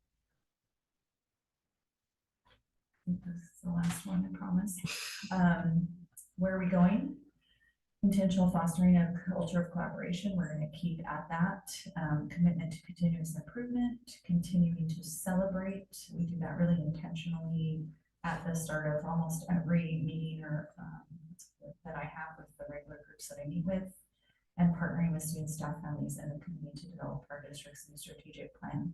I didn't put it on here, but the thing I'm most excited about next year, and so don't feel bad because there's no one in this room, but the thing I'm most excited about is getting the superintendent student advisory council started, because I really miss having time with kids. So I love you all, but the kids are better. So anyway, sorry, I mean, we all feel that way. That's why we're here. So Anyway, I do want to say thank you. Thank you to the board. Thank you to our staff. Thank you to our parents, our students, our community. Thank you for your engagement. Thank you for taking the surveys, even though I know I send a lot of them out. But I really appreciate the feedback, and it does help us to make better decisions. Thank you for coming to board meetings. Thank you for staying. I didn't expect you all to stay today. I'm really tickled that you did, to hear what we're working on. And thank you for sharing feedback. People reach out to me in a lot of different ways, and I have the opportunity to hear from a lot of folks. And so I just am really excited about the year ahead and about our continuing partnership between the district and our community, and my partnership with you all as your superintendent. So thank you. Thank you, Dr. Rodriguez. Next is going to be board communication. Donna?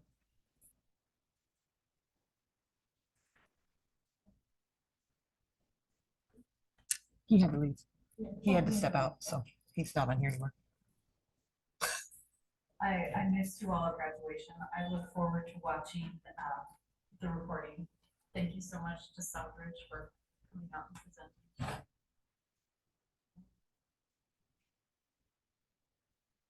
And almost happy anniversary. Yay. It's been a great year. And I look forward to graduation next week. It's a long time coming.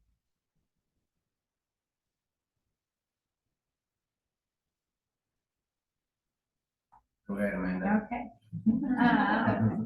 Yes, thank you to Southridge for the presentation. It takes a lot of energy and a lot of, it's just always nice to see what's going on behind the scenes, and we appreciate it, and especially me being new. Like, it's nice to get to see that every month. Graduation was my first time getting to go to the Ridgefield graduation, and it was pretty fun and kind of exciting to get up there and be in it, the wind and the power outages. And our students are really impressive. I think, correct me if I'm wrong, but they have over $4 million, is that right, in awards? Is that correct? Scholarships. That's incredible. Like, way to set the bar for the next couple of years. Good luck, kids.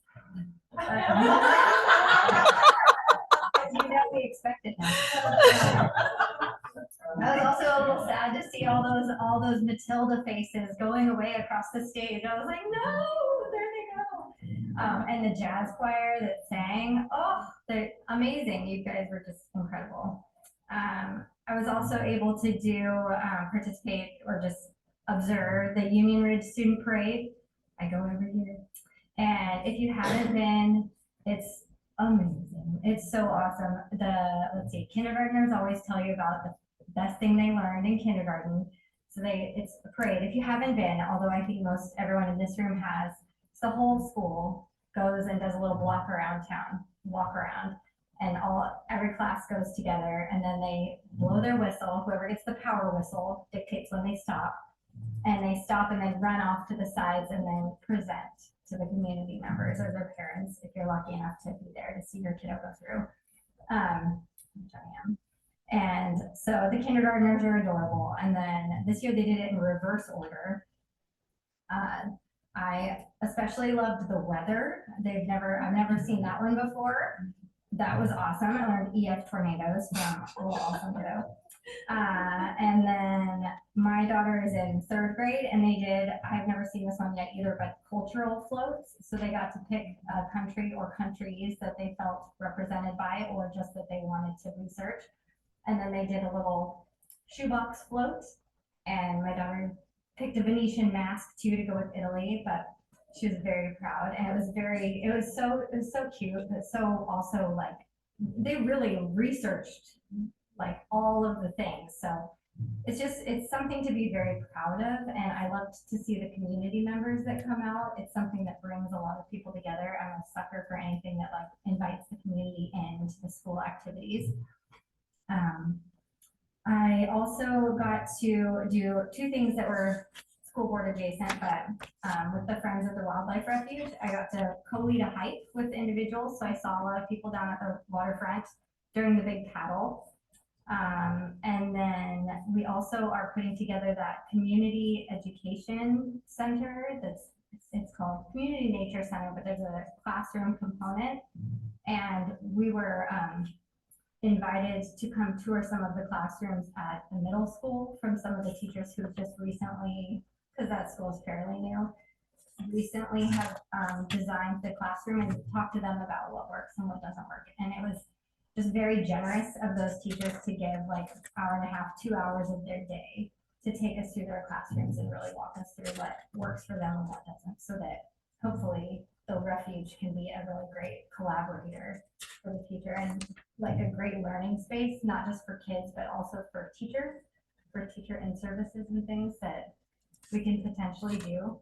So if there's things that you want to do there as an educator, like reach out to me and we'll see how we can like facilitate that. That's like my whole plan.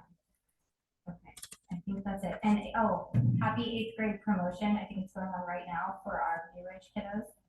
So couldn't be there, but that's happening.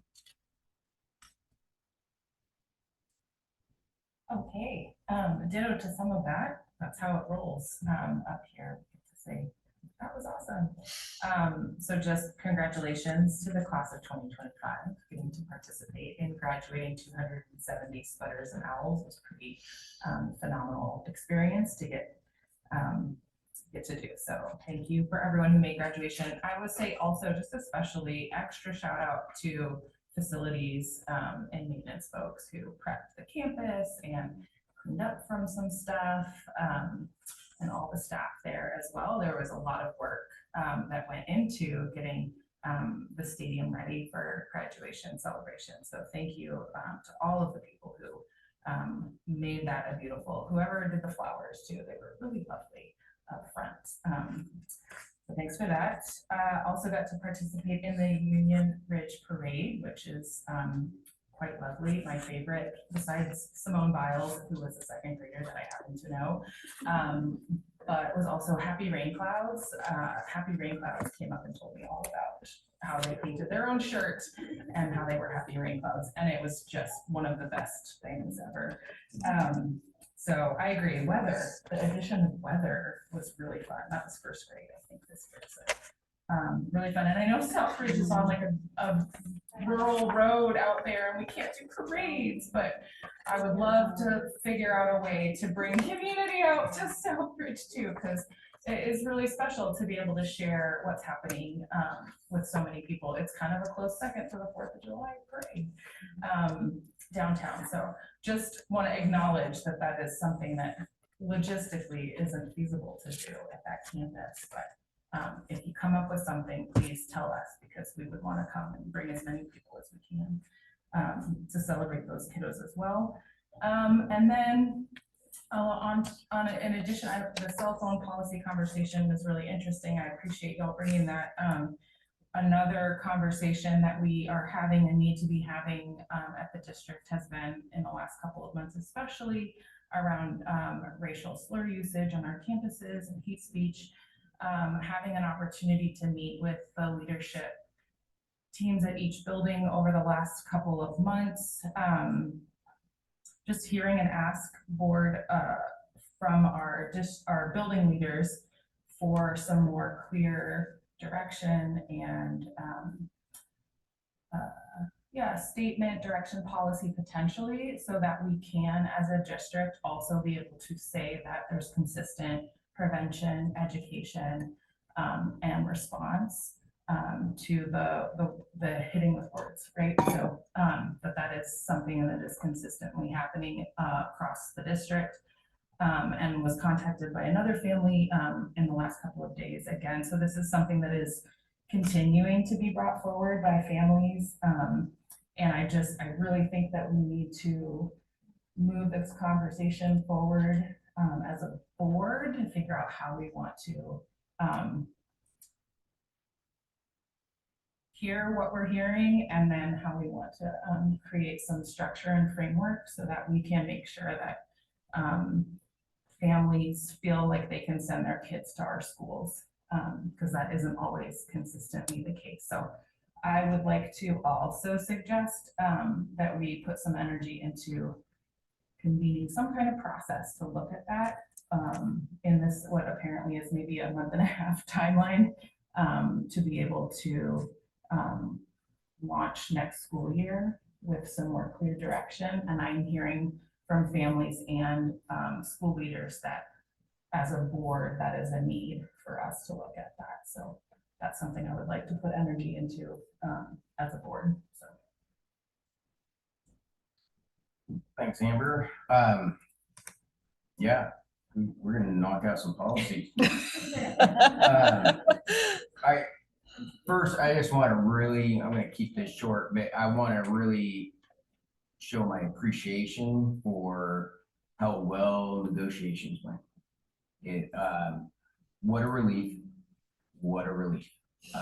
And that comes from work on all sides, communication on all sides, open-mindedness on all sides.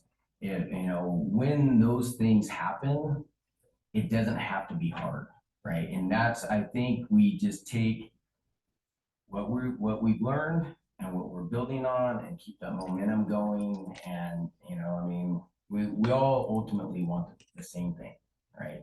We want great schools. We want well-educated kids. We want this to be a safe environment to work in. We want a safe environment to send your kids to. So we're all talking the same language. But I just want to appreciate the work that went into it, because it didn't just happen in 6 to 8 weeks. It happened in a year's time. And it will be, we don't close the book, we just move forward to the next year. And we just keep that book open and communication open, and it'll continue to hopefully go smooth. Graduation was great. That was it's always fun. I had the opportunity to speak, and I had the opportunity to speak from my heart at the end, and had some really positive feedback on that. Through the grapevine, I got one concern that I used my platform, maybe disrespectfully. I just want to be clear, if anybody's listening, that was the exact platform that I chose to use, and it was the right audience at the right time, and I think that I chose my words intentionally and chose my timing intentionally. And I think that if I'm happy to discuss it with anybody, if they think otherwise, because I'd like to know where they're coming from. So that's an open invitation. Like I said, nobody spoke to me directly, but I would welcome them too. But I want to be clear. I don't take it back. Okay, we're open for public comment. There is none tonight. None? Nope. We're gonna proceed to the lightning round. Don't feel like you have to stay. We're gonna transact some business. And you were staying for all the big reports. Okay, we don't have any old business, so we're moving right to new business. Item 9A, approve food service management company contract renewal with Compass Group, also known as Chartwells, for the 2025-2026 year. Chartwells is an amazing partner. Joel, who runs all of our services here, is here in the audience, as he often is, because he wants to be a good partner and engages with us in all sorts of venues. So we would recommend that the board approve the renewal of that contract. I move that we approve item 9A as presented. I second. Any discussion? All in favor? Aye. Aye. Moving on to item 9B, approving resolution number 2024-2025-016, cancellation of outstanding warrants. This is something that we do annually. Apologize, I'm flipping pages to get to the right spot.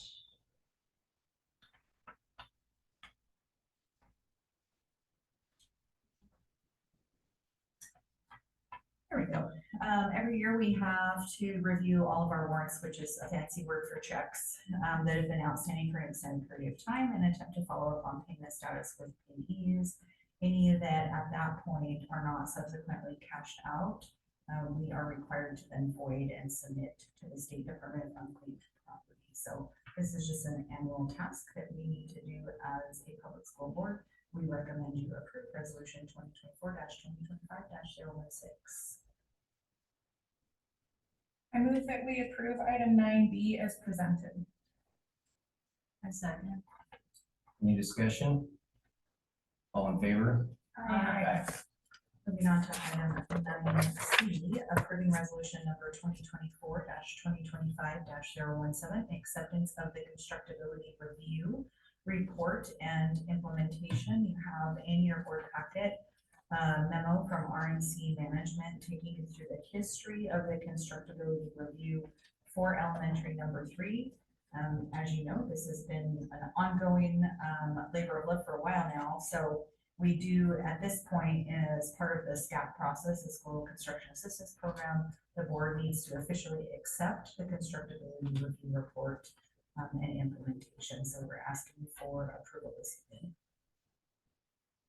I move that we approve item 9C as presented. I second. Any discussion? All in favor? Aye. Moving on to item 9D, approving resolution number 2024-2025-018. Resolution of intent to construct project. This one, I'd take just a little bit more to say. We're very excited about this. This is for elementary school number 3. And this is again a piece that we need to do as part of the SCAP requirements with OSPI. And so this resolution is really for the board to certify that construction of the new elementary school will be completed according to the purposes for which the state funding is being provided. Again, recommendation to approve. I move that we approve item 9D as presented. I second. Any discussion? All in favor? Aye.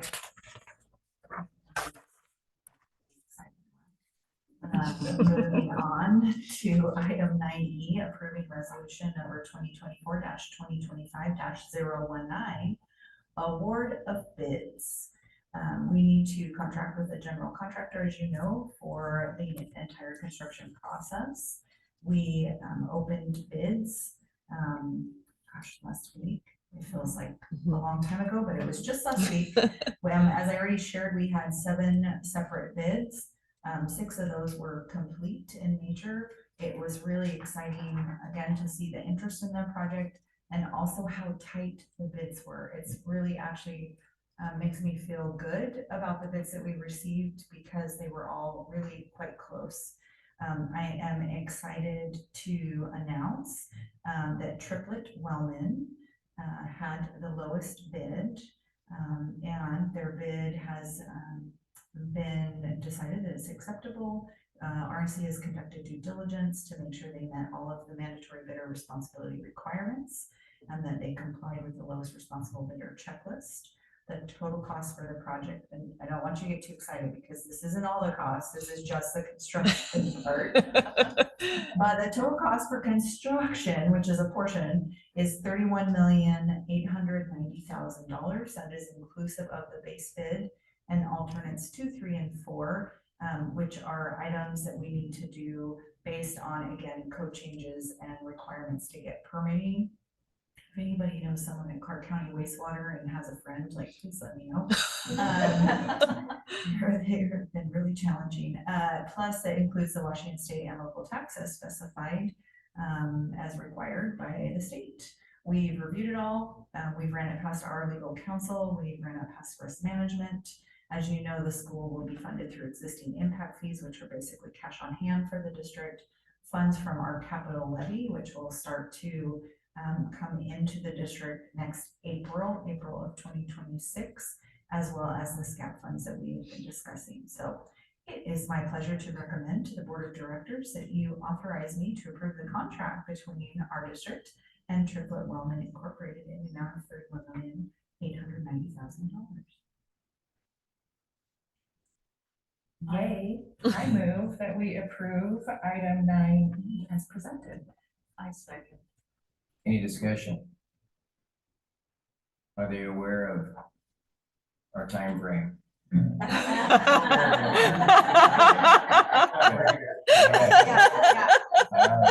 All in favor? Aye. Aye.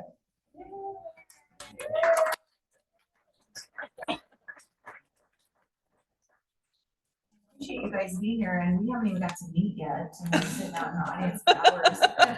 Would you like to introduce yourselves and say anything, or? That was your chance, man. Okay.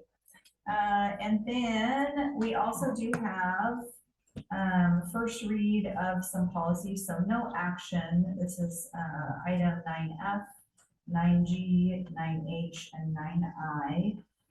His first read of revised board policy number 1400, meeting conduct, order of business, and quorum. I'm just going to go through these together. 9G is your first reading of revised board policy number 1420, proposed agenda and consent agenda. Item 9H, the first read of revised board policy number 1440, minutes. Those three really go together. They're all really about how we conduct our meetings at our board meetings, like we're at right now. As you know, we've been updating our policies and procedures throughout the year, so we're trying to kind of chunk them together where it makes sense to do so. This one, the changes really bring everything up to and in compliance with WASDA model policy. I do think it's important for the board to consider. One of the things that is in WASDA model policy is that board members must attend in person unless it's like a state of emergency situation. And we have on a number of occasions needed to have one or more of you attend virtually due to illness or travel or work or what have you. So currently in the model policy, that is not how it's written. And so I will need some direction from the board around whether you do want to continue to allow for that from board members. Then we'll want to ensure that we update the policy accordingly. Happy to answer questions about any of those three if you have any. I have a question from reading through it earlier. I may have missed it, but for public comment, we had, I think there was some communication that there was a request to consider public comment being taken up until the meeting and then open during the meetings. I didn't see anything explicitly in this that clarifies how we do public comment and keeping it the same structure that we currently have. So does that mean that we have the flexibility with this new policy to change that public comment structure? Yes, and again, it would be helpful to have direction from the board about how you'd like to handle that. There is information in here about public comment, and so I'm going to locate it so that I can let you know where it is at. The first one, the meeting conduct order business form 1400, is the one that refers to the whether it's in person or not in person. So that one you want to know. And then on page 4 of that same draft, public attendance and comment, you can see some information. The way that it's listed is that the public comment occurs somewhere near the beginning of the meeting. So we just need to consider, what does that mean to us? Public comment can occur orally or through written comments submitted to the meeting. So more rare, but I think this brings some light to the fact that people can send in written comments. We do have to have those obviously in advance. It's highlighted on here because WASDA expects that you would set a deadline like 24 hours ahead or whatever it needs to be. For people who are present in person, they actually can sign up when they come. We really could move to where people could sign up throughout the meeting even, and then Danny would just check the list and tell us who's on the list. Some boards have public comment twice.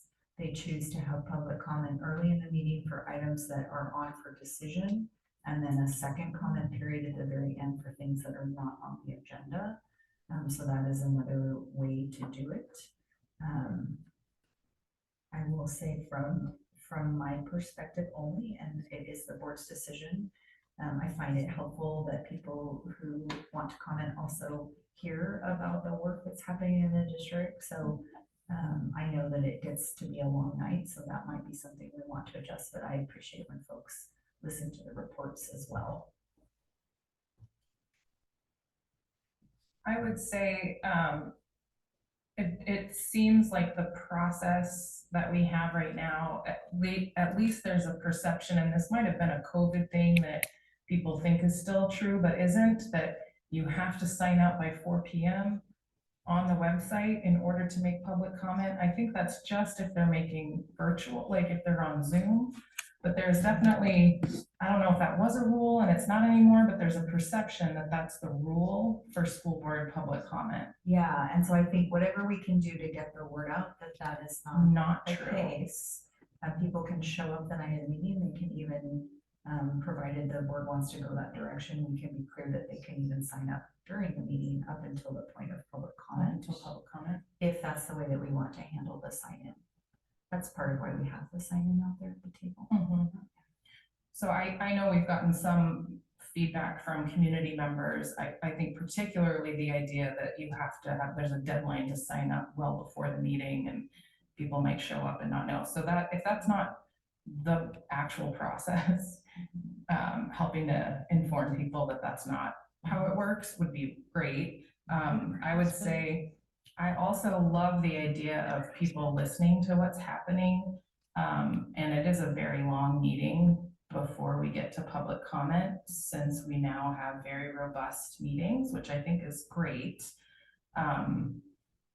So I'd love for people to stay, but I also don't want to make it a barrier to someone sharing their feedback with us because they can't pull off a 2-hour meeting. So I think I would lean towards having a public comment period earlier in the meeting so that we are not creating at least a time barrier for somebody who wanted to come and talk to us but might not be able to do like a sign up at the start of the meeting and then come. Or at least if we do it, say public comment usually doesn't happen until 6 and you can sign up right before so that, you know, someone doesn't have to sit. You know, again, I agree it would be great, but I also don't want to create a barrier to community input. So I think I would lean towards either earlier in the meeting or twice, so that people would have the option to give us their feedback without necessarily it also needing a 2 or 3 hour commitment. It's not usually a 3-hour commitment. 2 though, sometimes. So that's how I would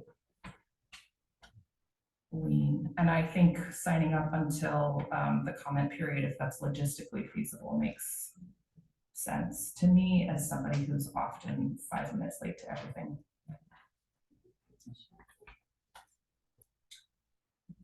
So this is another thing we're gonna chair and work through and have done by our meeting. Well, so this is one that if, I think the board likes to take it under advisement, and then if each of you individually want to let me know kind of what you're thinking, I can bring it back to the next meeting as a, either as a discussion item again, or I can bring you back a draft based on the will of the group. I think it deserves a discussion. And I mean, I can see, you know, my feeling is that I want people to be able to talk, but I also want people to be able to, you know, participate in the meeting that they're choosing to talk in. My concern, if we have it early, there's been times that, you know, I mean, somebody came in just to bark and then ran out the door and they really weren't participating in the meeting. There has to be a little bit of sacrifice. If that's a little bit of your time to say what, you know, what you want. I want you to, you know, that's kind of my concern is if it's right at the front, somebody's gonna come in, they don't, they're just yelling, they're not really trying to participate to fix. So that's where I think as a group, you know, we kind of work through this. At the end of the day, I want people to be able to feel comfortable about talking and approaching us. But, you know, time is, if you don't have the time, you can always write it in. So there is always that, you know, a way out, but you can still get your words into the meeting and not physically have to be here. So. This is an item that you feel like is a more in-depth conversation that we could table for now and bring to our board retreat in July for a deeper discussion, if it's something that you feel comfortable waiting a little bit longer to discuss and come to resolution. I would feel more comfortable with waiting. I would as well. I think there's some discussion to be had around this. Okay. Are there any concerns or questions about the proposed consent agenda or the minutes, other than the placement of public comment? It sounds like you were also asking for our direction around calling in on Zoom as part of these policies.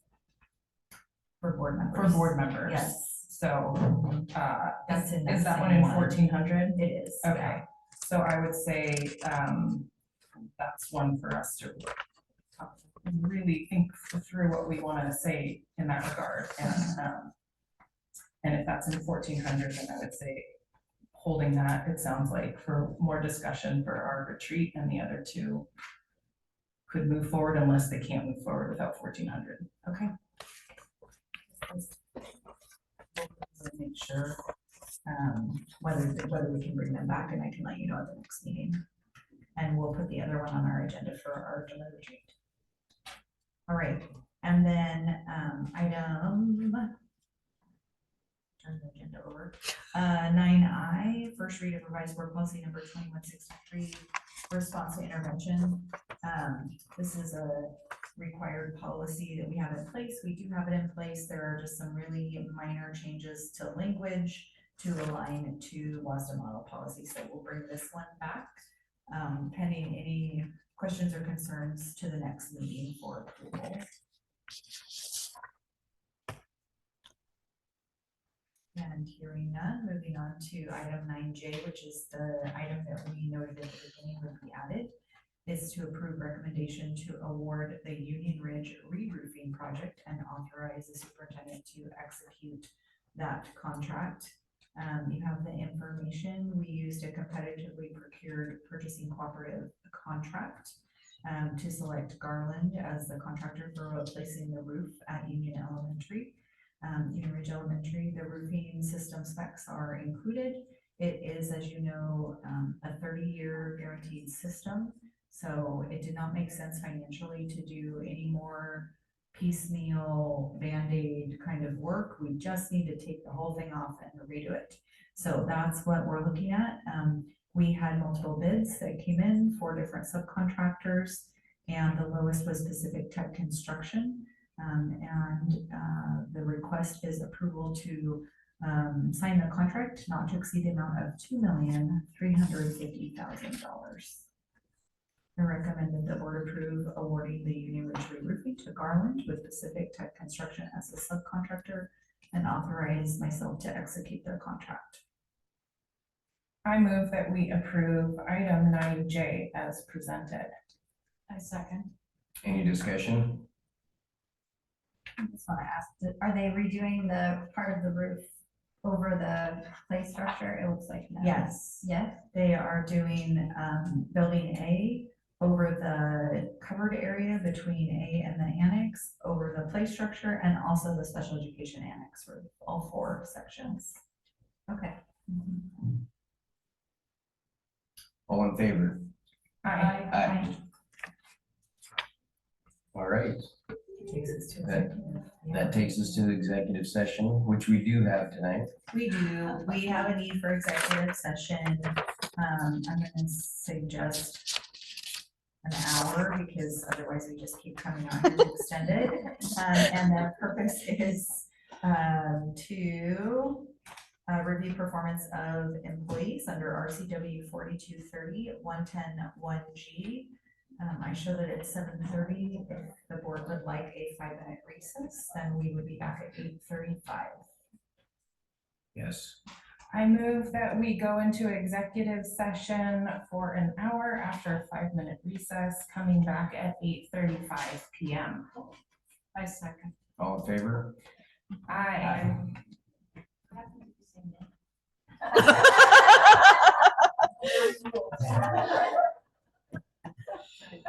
No extension.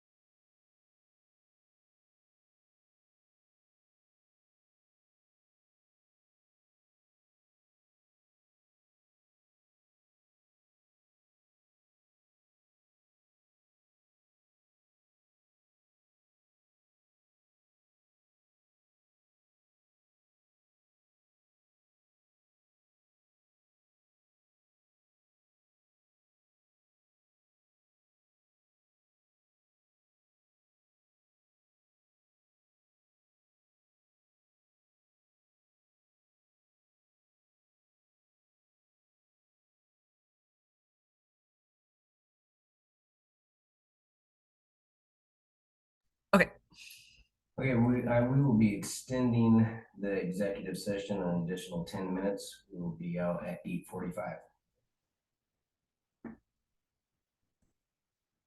Going there.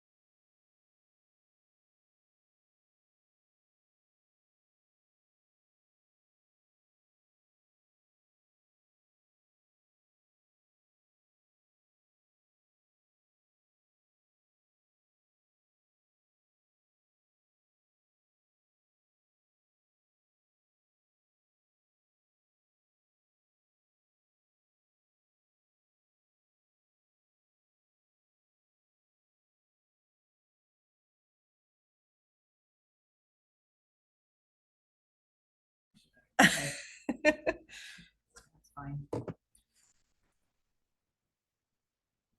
Yeah, you're good. Sorry. Hey, we are out of executive session. There was no action taken. I call this meeting adjourned.